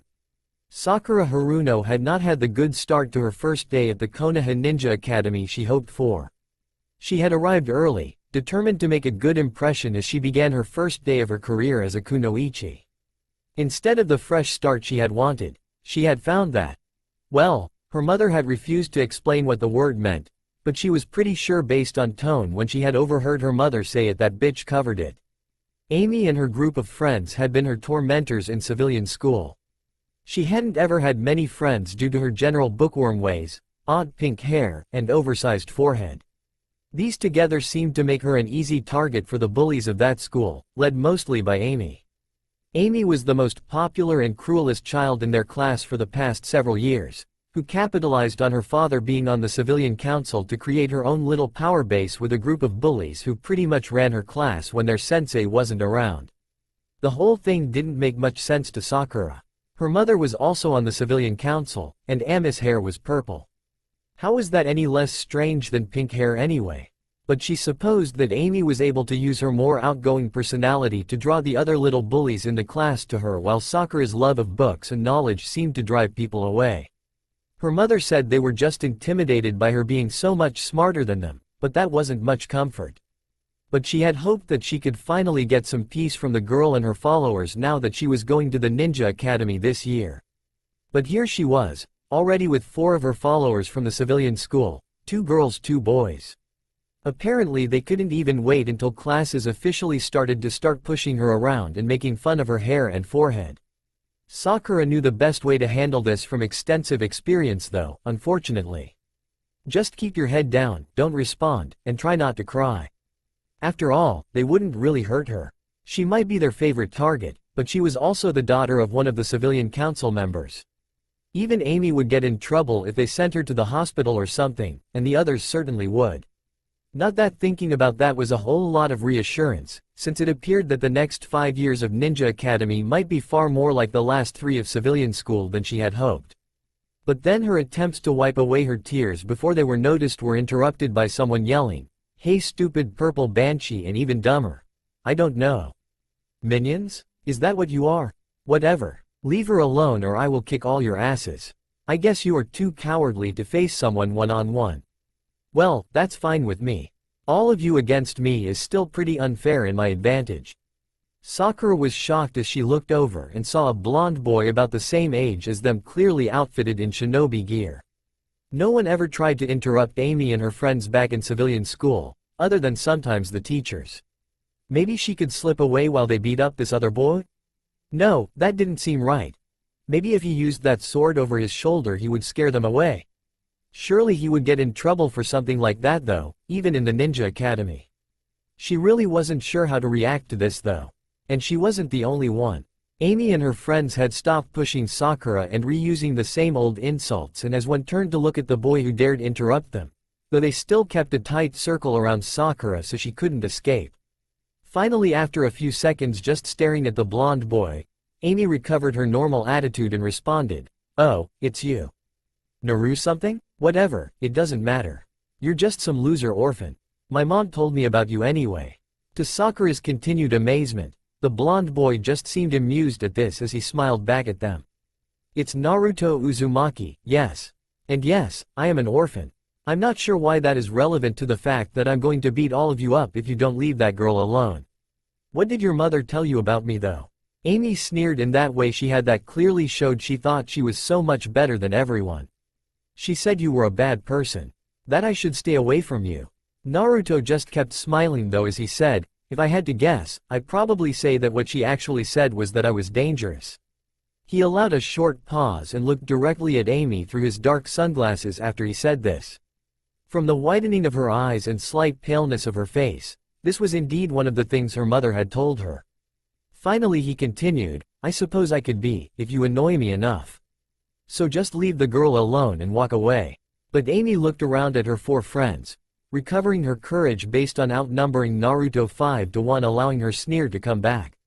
"Whatever. There are 5 of us, and I'm the daughter of a council member, while you are just an orphan nobody." She looked at her 4 friends. "Go show him his place." The 2 boys eagerly rushed forward, but the 2 other girls looked very nervous and remained standing near Amy, much to her apparent displeasure. Sakura, however, took this opportunity that Amy being focused on Naruto to quickly slip away, though he stayed close enough to watch the rest of the fight. Which was good, because it didn't last long. It should be noted that this was the first day of the academy. So neither of the bullies had any taijutsu training at all, nor even had their chakra unlocked at this point. And while Naruto was only marginally more skilled at hand-to-hand fighting, having focused almost entirely on kenjutsu so far, he had unlocked his chakra 2 years ago and had been putting himself through intense physical training for over a year. He might not be all that impressive next to even an average genin physically, but compared to 2 untalented, untrained 8-year-old civilians, he might as well have been a cage. When the leading one lunged at him, trying to grab hold of him, Naruto took a step to the left, grabbed his opponent's hand and twisted to put him into a wristlock. As the kid cried out at the sudden pain, he stumbled a few steps to his left and dropped to his knees, trying to alleviate the pressure Naruto was putting on his wrist and shoulder. This, unfortunately, put him directly in the path of the other attacker, who stumbled and tripped over him, barely catching himself with his hands on the ground to prevent planting his face into the dirt. Naruto then released the first one and kicked him in the back, knocking him on his face as well. Naruto then casually replaced his hands in his pockets and started slowly walking towards the 3 girls with the same grin he had kept for most of the conversation, though it might possibly have gained a slight sinister edge. "Now get lost, or do you want to be put into the dirt too?" Needless to say, they were quick to leave, though Amy sent a furious glare over her shoulder as she retreated and gathered her 2 male lackeys from the dirt. Sakura, like the few dozen other early arrivals who had gathered to watch the confrontation, watched in shock, then finally hurried up to Naruto with a hesitant smile and brief polite bow as she shyly stated, "Thanks. I'm Sakura Haruno." Naruto's now happy grin grew wider, if that was physically possible. "No problem, Sakura-san. I ran into that Amy girl before. She was a jerk then too, so I'm glad to help you out and dish out a little well-deserved humiliation while I'm at it. Besides, she needs to learn that I'm the daughter of a civilian council member and can do whatever I want, won't fly here. Especially not with all the clan heirs in our class. I won't be the only one in our class who can kick the ass of her and all her little followers by themselves." "Oh, how did you do that though? I mean, if you are just an orphan." She trailed off and blushed brightly. "I didn't mean that in a bad way. That was just pretty awesome, and I was wondering where you learned to do that." She blushed even brighter at this point and looked down at the ground. "Yeah, it's okay. I have been training for the past couple years, wanting to make sure I am ready for the academy. I may be an orphan, but that doesn't mean that I can't be just as good as any of the clan kids in our class with some work." A little more hesitantly, and still not meeting Naruto's eyes, Sakura asked, "Do you think that I could learn to do stuff like that?" Naruto laughed in response, but not in the mocking way Sakura was more used to. "Sure, it might take some hard work, but you can do it if you want. You are certainly at the right place to learn to put some bullies in their place. And don't worry about what those idiots were talking about. I think your hair looks kind of cool. It's unique, which is a good thing, and anyone who says different is just jealous. Or a sheep. Regardless, ignore them. And your forehead really isn't that large. You will grow into it anyway. And you definitely shouldn't feel ashamed of reading more and being smarter than them. They are just idiots and know it, so they feel threatened." Having only recently recovered from her previous blush, it returned with full force. Thanks." After a few moments' silence while Naruto continued smiling at her, she looked up and met his eyes for the first time in a while and slowly she asked, "Do you really think so?" "Sure. Besides, we are here to learn to be kick-ass ninja, not how to make ourselves look as pretty as possible. So just show them that you can be an awesome kunoichi. They can spend their time being stuck-up idiots and worrying about all that other stuff until they end up failing the academy, getting married to some fat old merchant, and wondering where their life went wrong. Who do you think will be laughing then?" Sakura did laugh at that point as she enjoyed that image. Still grinning, though not quite as widely as Naruto, she said, "Thanks Naruto-san." Nodding in response, Naruto replied, "Sure Sakura-san. We should probably get to our classroom though. It's still a little early, but better early than late, right?" Sakura nodded emphatically, still smiling, and headed towards the classroom building. "Yeah, come on." Naruto was very pleased with how his morning had gone. It had been an almost perfect initial introduction to the academy this year. He had been able to show himself as a powerful and talented student, make friends with the daughter of one of the civilian council members, and humiliate an annoyance all before classes even began. Not that most of his classmates had witnessed the confrontation, but if he knew anything about humans, he was sure that the story would be heard by all by the end of the day at the latest. Probably with some major embellishments. He had run into Amy several times before. Once as Naruto in one of the few times he had traveled through one of the public parks under his own face in the past year and a half, and twice more under different faces. The time with his face had been the worst. Her mother had been there and had been quick to talk badly about him to her daughter, as well as encourage her already extensive bullying habits towards him. The other 2 meetings hadn't been as annoying, but nor had they been pleasant as she tried to establish her dominance over the new kid in the park when he just wanted a chance to relax and take a break from training. Unfortunately, parents had been within eyesight, if not close enough to hear, on all occasions, so he hadn't been able to teach the brat a lesson at the time. He certainly hadn't wanted to start a mob by giving her the beating she deserved with his own face. And knocking around the daughter of one of the civilian council members with the face of a boy who didn't exist didn't seem like a wise idea either. So he had been quite pleased to be able to seize this opportunity. Though she was the daughter of one of the members of the civilian council, so ideally he would have been her friend as well. It was never going to happen with someone with a personality like that though, so best to just show her what her place really was from the beginning and avoid as many problems as possible.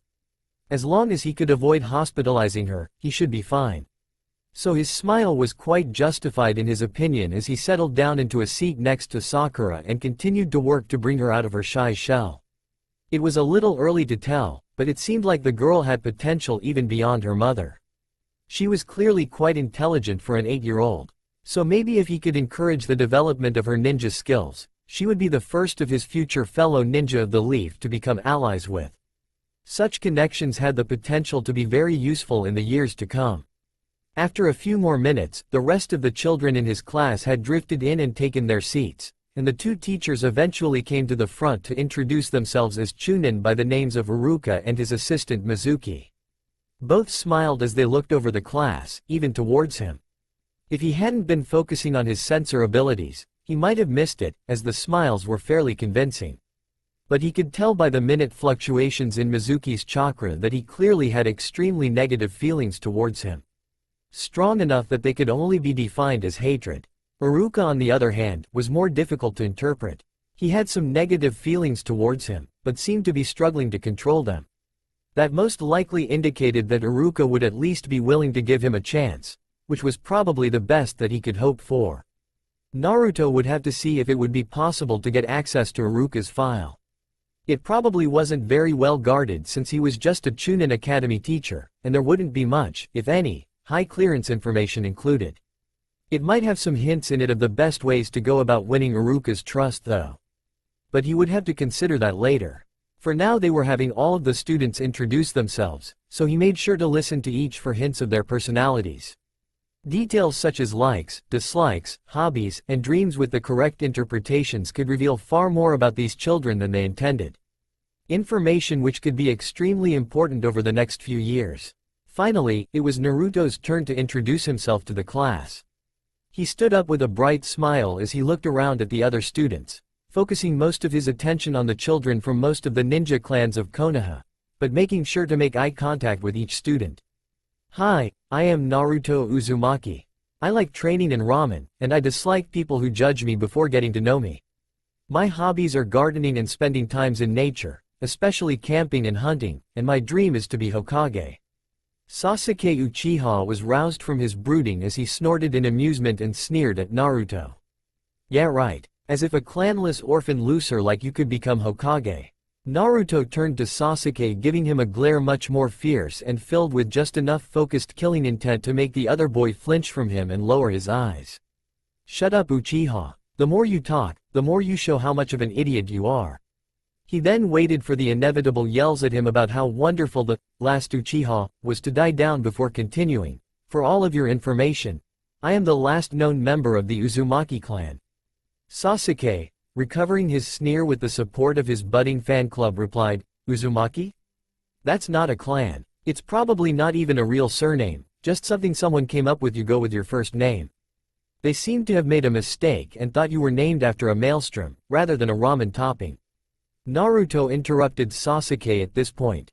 As I said, you should stop talking. The more you do, the more you prove you have no knowledge of history. Though granted, from looking around, it doesn't look like many people do. The Uzumaki clan was once one of the most famous clans in the world, on par with the Senju and the Uchiha.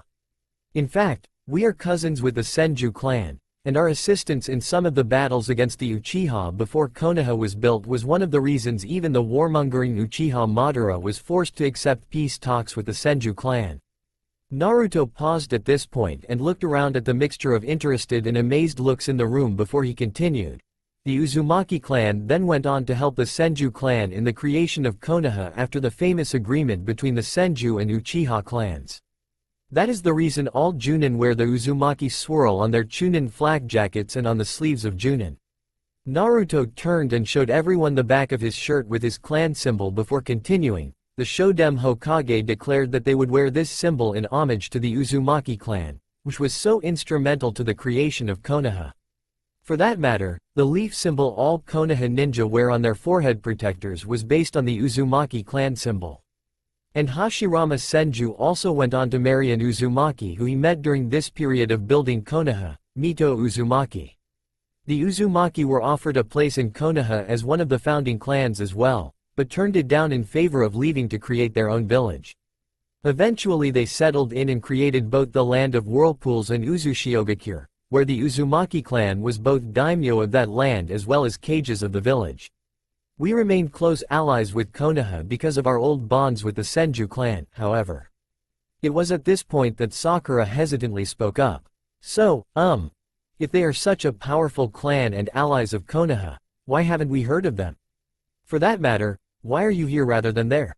Naruto sighed and looked down at the table before looking back up to meet the eyes of the other academy students as he answered, for why you haven't heard of them, I don't know. You should have from your parents or at least in school because of our importance in the history of this village.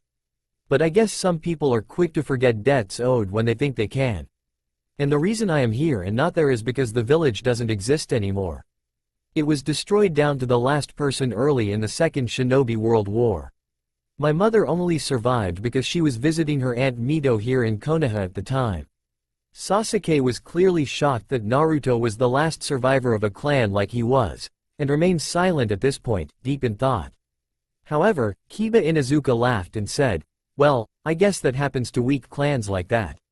Even the other students who didn't really like Naruto and had been warned away from him by their parents shifted uncomfortably and apparently understood that a pretty terrible thing to say about someone's dead family.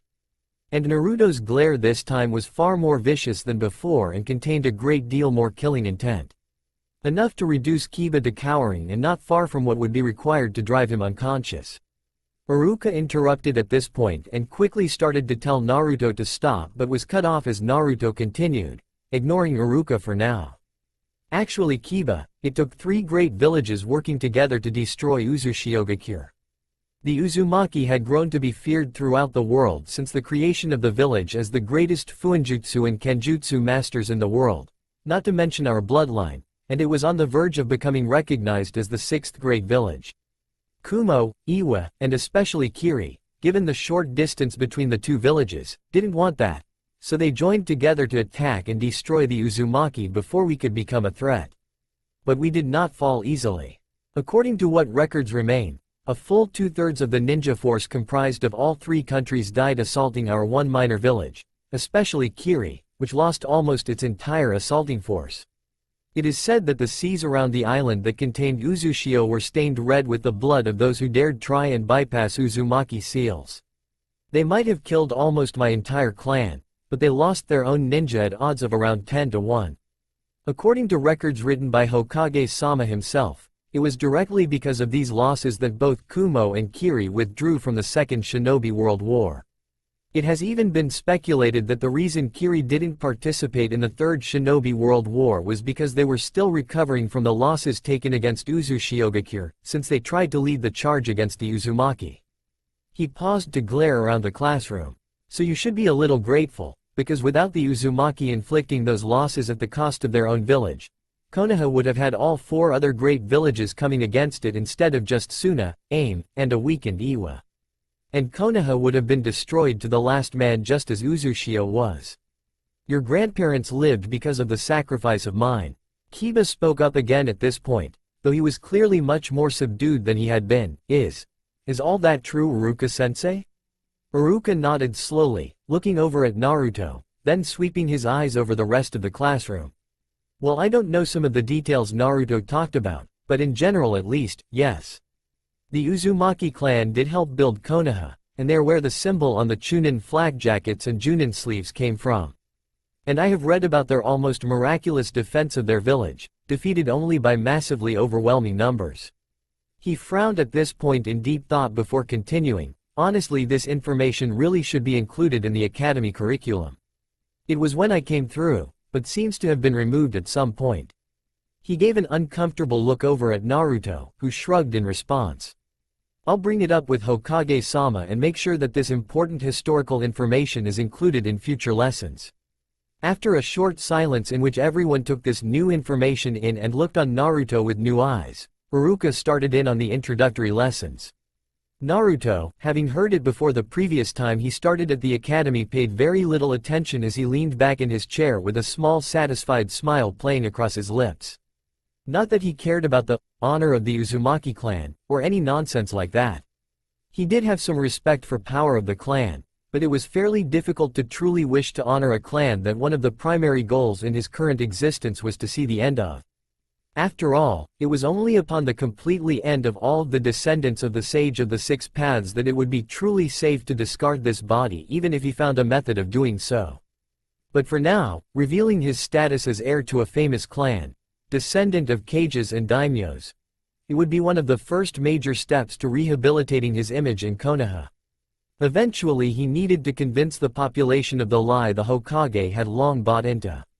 Regardless of what his ultimate goals were, he would need the village's support. It would not be an easy road, but Kitsune were not renowned tricksters and manipulators for nothing. The period between everyone's introduction to the class and lunch was incredibly boring in Naruto's opinion.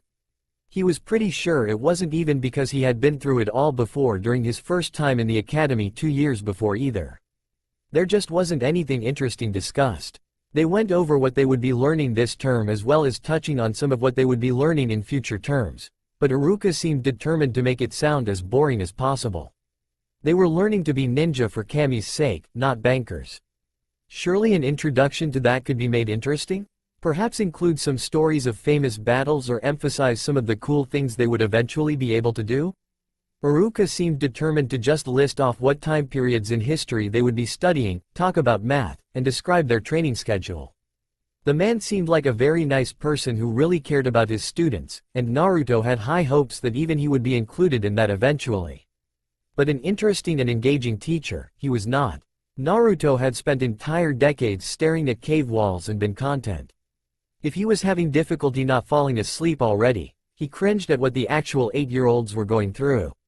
One of them, the Nara heir, had fallen asleep almost immediately, though given what he knew about the Nara clan, that wasn't unusual. But finally the torture ended and it was lunchtime. So he waited for Sakura to grab a bento from her bag and wasted no time in pulling her out to the yard in front of the academy. Yanking her arm free with a look of slight annoyance, though she did continue to follow him, she asked, "Why are we in such a hurry, exactly?" Naruto grinned back over his shoulder as he responded, "I want to go meet with Hinata-san for lunch." Naruto had noticed her during the introductions, and given their previous interaction, the Hyuga clan heir seemed a likely possible ally to make. "Hinata Hyuga? Do you know her already?" Naruto just pointed over at Hinata sitting alone under a tree as she started to unpack her lunch. "Oh, not really. I met her once. She seemed nice, and you two have some things in common. Besides, one of the reasons we are here is to make friends, right?" Sakura shook her head ruefully at the overly energetic blonde as she said, "Well, that and learn to be ninja, I guess. But sure, what do we have in common though?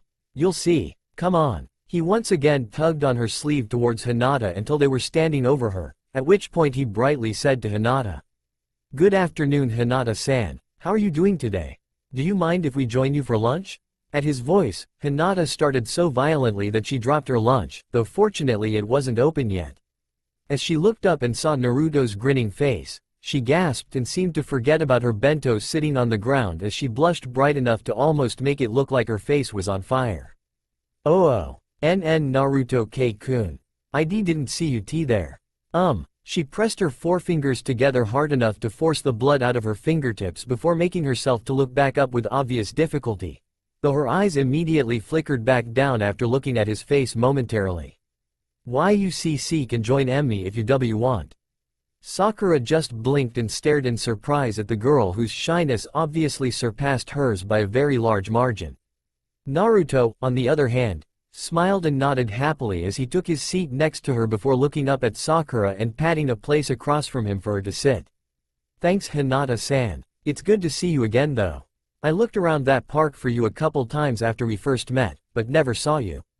Hinata looked over at him with widening eyes, clearly shocked before once again dropping her eyes to the ground, finally noticing her lunchbox, which she quickly gathered back into her lap. Really? Why you looked for me? Sure. We didn't really get much chance to talk the first time. Oh, and this is Sakura-san. She's pretty nice too." Sakura nodded in greeting as she said, "Hello Hinata-san. It's good to meet you. How exactly do you know Naruto-san though?" Hinata blushed even brighter than before as her gaze flickered over to Naruto briefly, which was pretty impressive since her earlier blush never really faded. Oh, NN Naruto K-kun s saved me. Naruto immediately waved that away as he pulled out a small scroll and unsealed his own lunch to the surprise of the others. Hinata at least had probably seen sealing scrolls before, having grown up in a ninja clan, but Sakura was obviously quite shocked. I didn't really save her. There were some bullies giving her a hard time about 6 months ago. Apparently a cousin of hers in their class is kind of a jerk, so they were saying that Hinata-san was arrogant like some of the other Hyuga. Which was stupid, because you could tell immediately that Hinata was really nice. They might have had a point about some of her family, but you can't judge someone just because of what some family members are like. So I went over and beat them up a little, and told them that they were the arrogant jerks, not her. Hinata nodded and glanced at both of them before refocusing her attention on her lunch. NN Naruto-kun was amazing. Their W were F4 of T them a Y older T than us. B but he SS saved me. N Neji Nisanai isn't that B bad T though. See? Naruto responded energetically. She's nice to everyone, even jerks. Those guys were just stupid. Hinata flushed brightly and looked down, pressing her fingers together once again, though the dark-haired girl had a hint of a smile now. Sakura was also smiling as she settled down and opened her own lunch.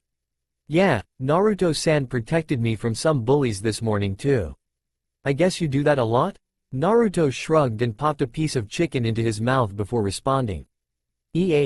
Not really. Bullies are annoying though. If someone wants to fight someone one-on-one, fine, I guess. Especially if they have a decent reason for it. But people who need to get into groups to push around a single person younger or smaller than they are just to make themselves feel better about their own failures are just pathetic cowards. They pick such stupid stuff to make fun of people for too. He looked over at Sakura and continued, the color of their hair, or that they're smart. He then looked over at Hinata. Or who their cousin is. It's pretty dumb, and if I can show them how pathetic they are, I'm happy to.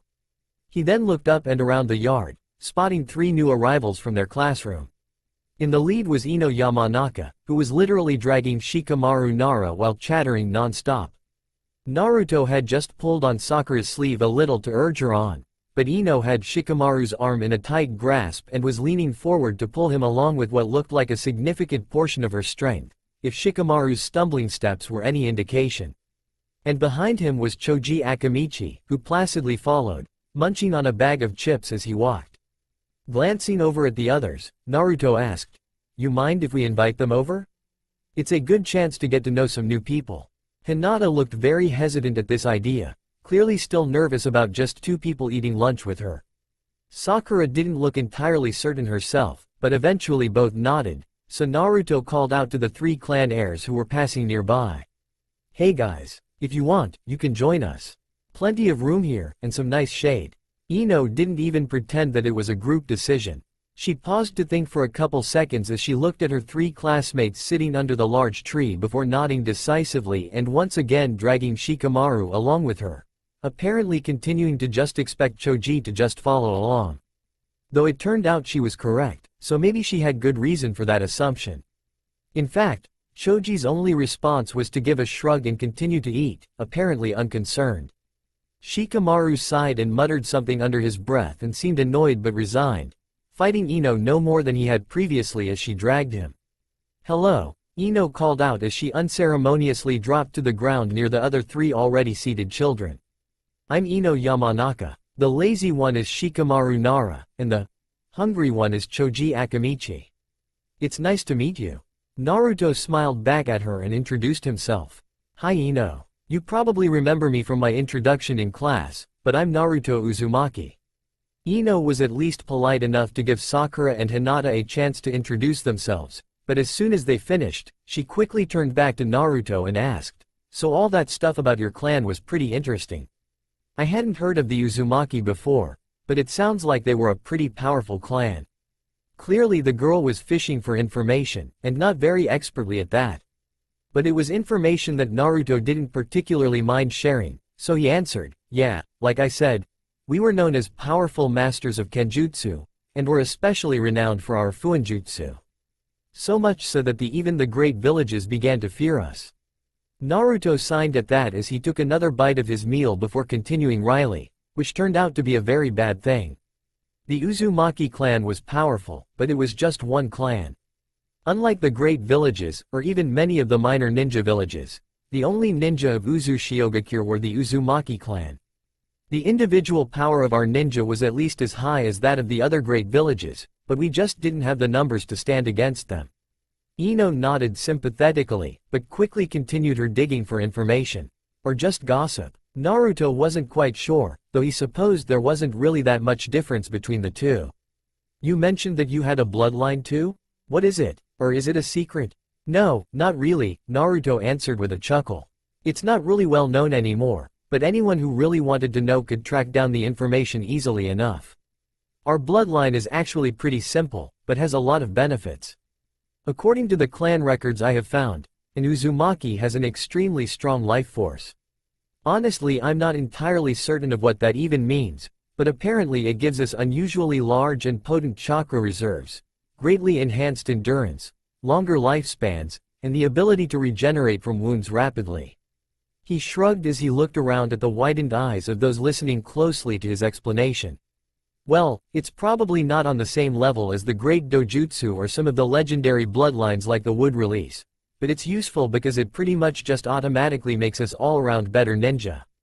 And the regeneration thing could easily save my life from something anyone else would die from. Yeah, that's pretty awesome. Ino exclaimed excitedly as she bounced slightly in place, ignoring the food she had laid out in front of her. The others seemed similarly interested in Naruto's explanation to the point of ignoring their own meals. Well, except for Choji, who was methodically working his way through a meal as large as any three of the other children's combined. But even he was listening closely rather than giving his full focus to his food as most Akamichi would. But in spite of their interest, apparently Ino was the only one outgoing enough to be comfortable asking such personal questions. So Naruto wasn't surprised when she asked, "Can you show us?" Naruto quirked an eyebrow at that and responded, "What, you want me to stab myself or something so you can watch it heal?" At this she flushed guiltily and looked away towards the other children, but Naruto burst out laughing. Quickly reining in his laughter at her startled expression, he said, "I'm just kidding. I know you didn't mean it like that. But sure, I can show you." Without any further explanation, he quickly pulled out one of his kunai and just barely slashed his other palm. The cut was just deep enough to allow a few beads of blood to gather at the wound before he could feel his flesh seal shut once more. After wiping his palm off on his pants, he wordlessly extended his undamaged hand for the others to examine. This time all five of them made impressed comments about his bloodline and how useful that would be. Well, except for the Nara, who just gave a grunt which could have meant anything from, "Leave me alone, I'm sleepy," to, "I wish I had a bloodline I didn't have to actually train with." Taking this as a cue for a change in subject, Naruto waited until everyone's exclamations of amazement died down and asked, "So how do you three know each other? You three seemed pretty familiar with each other when you came over." Ino waved a dismissive hand and replied, "Oh, our fathers have been putting us together since we were little. They were teammates and are really good friends. I think they want us to be teammates when we graduate too." She scoffed at this idea as she explained, "As if I would want to be on a team with people as lazy as them. I doubt Shika will graduate anyway. He's always too busy staring at clouds." Choji seemed slightly annoyed at this comment, but it was clearly not the first time she had said as much. Shikamaru shrugged, clearly entirely unconcerned. Ino seemed equally unconcerned with their feelings though, and gained an odd sparkle in her eyes, staring into the distance as she continued, "No, I want to be on someone like Uchiha-sama's team." She giggled excitedly, to Naruto's slight disgust. "Everyone says he's going to be so powerful, and I'm sure you would protect me." Naruto had to remind himself that he wasn't talking to these children for his own enjoyment, but because information was power and these people could be useful. A gossip and apparently fangirl like Ino would almost certainly be quite annoying to deal with over the next few years, but she would have invaluable information for him, and be able to spread both information and disinformation that Naruto wanted spread among his peers. It was too valuable a connection to throw away because of some minor annoyance. So Naruto grit his teeth and continued to listen to Ino relay everything she had heard about the Uchiha for quite some time. Maybe there would be something useful in all of that. The rest of lunch had gone well, especially after Naruto had finally and with great difficulty managed to get Ino off of the topic of Sasuke Uchiha. Even most of the others had seemed thankful, though Naruto was a little worried that Sakura had seemed so interested in Ino's stories about the wonder and majesty that was, at least in her delusional little world, the last Uchiha. But other than that, Naruto had learned a great deal about not just the other 5 he shared lunch with, but many of their other classmates as well. Learning what they believed in and what drove them would be the first step to getting them to trust him and eventually bend them to his purposes, so Naruto was quite pleased with himself. Even if to an outsider it probably would have seemed like a group of gossiping children. Embarrassment was a human concern though, and not something he was worried about. Or so he tried to tell himself. But as he slid back into his seat for the beginning of classes after lunch, he found himself wondering about Hinata and Choji. By any measure they were the 2 most politically powerful members of the group, as the heirs to 2 of the 4 noble clans of Konoha. But yet they were the quietest and most withdrawn of the group. Even Shikamaru would grunt and mutter how troublesome something was from time to time without prompting. It was unexpected, and Naruto wasn't sure how to react to it. Would that make them easier or more difficult to manipulate? Hinata clearly had a crush on him, and as disgusting as he found human mating habits, that should give him a relatively easy hold on her as long as he was careful. He couldn't explicitly reject her, which might lead to resentment, but he couldn't give the impression that he was leading her on either. Most likely giving the appearance of being generally oblivious when it came to romance would work well enough for now, and he could always refine his approach later. Choji was harder to read though. He would have to spend more time with the boy to gain a better understanding of him. And Shikamaru as well. The Naras might not have the political or economic power of the Akamichi or especially the Hyuga clans, but Shikamaru's father was the current Junin commander, which certainly made him a worthwhile contact. Hopefully some time lazing about with the 2 would give enough of a bond to be useful. And the occasional break from his rather intense training would be nice too. Even a demon could probably burn out if he pushed himself too hard. This particular line of thought was rather abruptly ended as Mizuki walked into the room and opened the drawer to the teacher's desk, which immediately caused what was apparently a paint balloon trap to explode, blasting the assistant teacher with red paint. Even Naruto was shocked. The prank was a pretty good one, and the sort of thing he might have attempted himself on someone like Mizuki, with all of his carefully hidden hatred of Naruto. It was a little juvenile for Naruto's normal pranking tastes, but that sort of thing could be a lot of fun sometimes too. It was Kiba Inuzuka who was the first to laugh, but this was quickly followed by most of the rest of the class.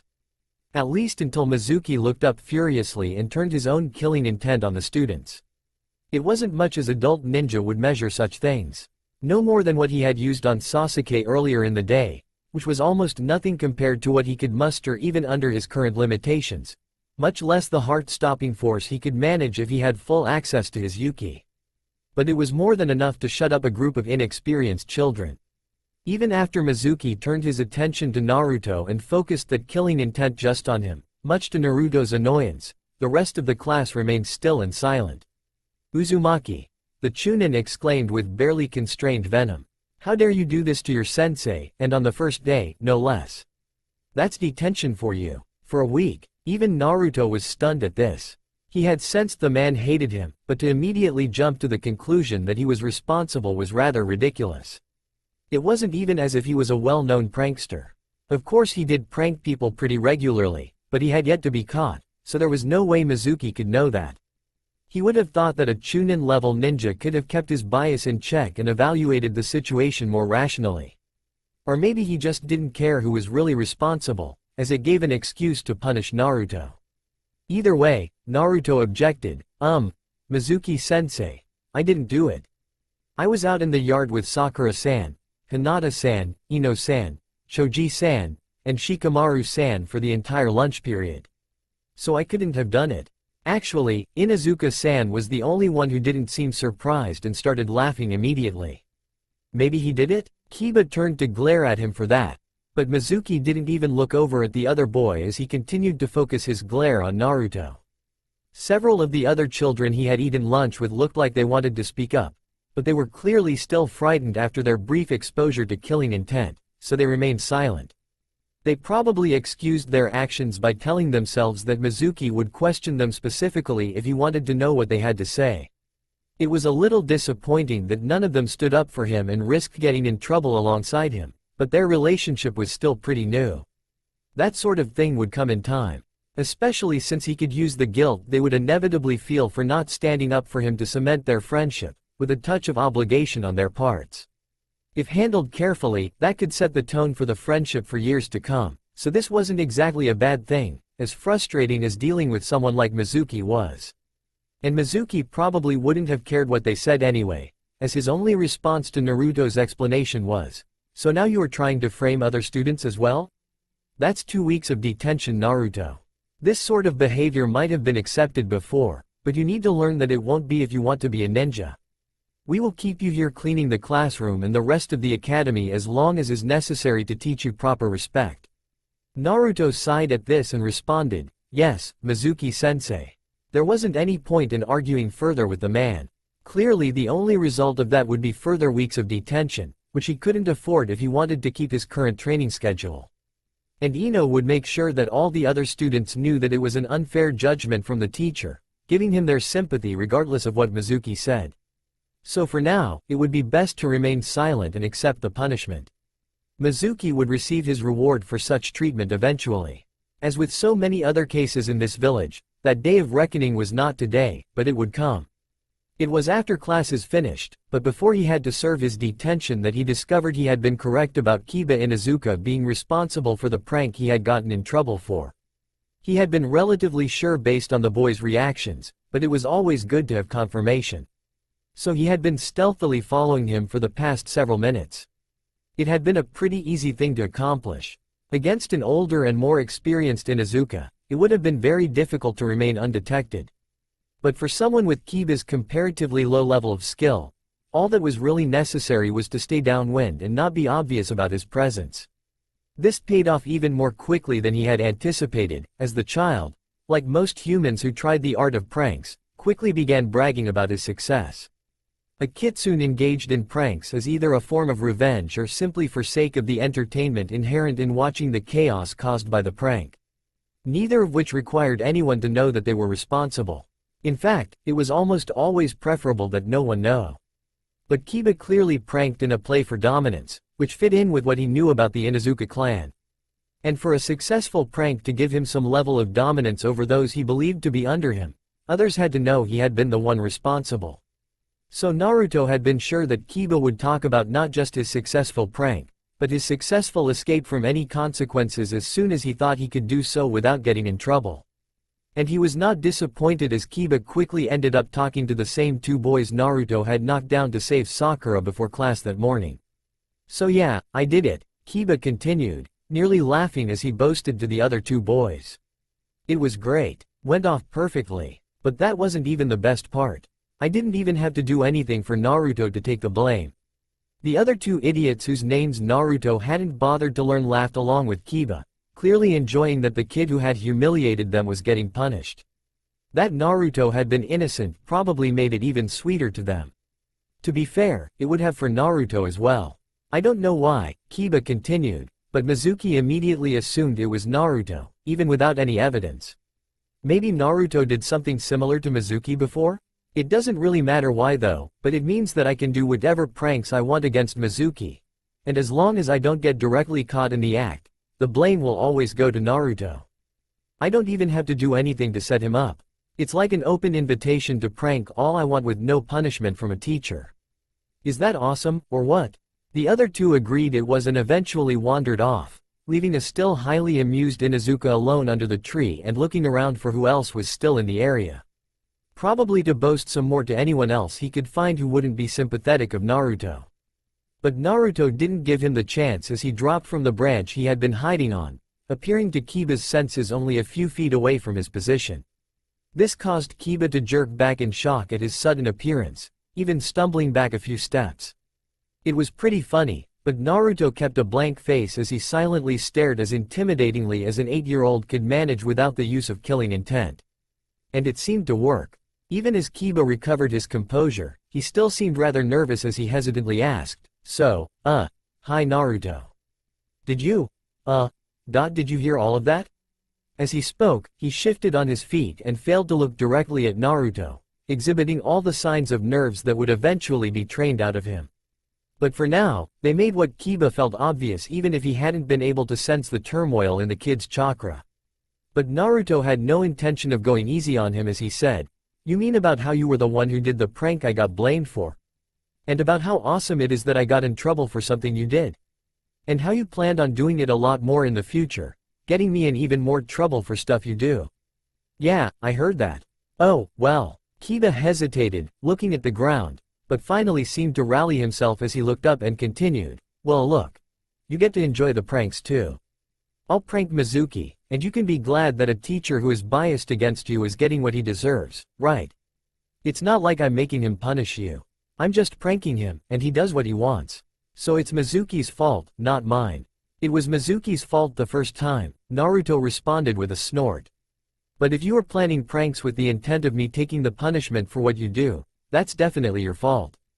Naruto shook his head in annoyance at this point as he continued, "Look. Your prank was pretty funny, and you didn't really intend to get me in trouble, so I'm willing to be nice about this and give you a chance to walk away. All you have to do is go tell Mizuki that you set up the paint balloon trap and not get me in trouble for something you did in the future, and everything can be fine between us." Kiba laughed at that, taking a step back. "No way, I'm not doing that. My mom would be so pissed. All you have to do is sit though a few boring detentions.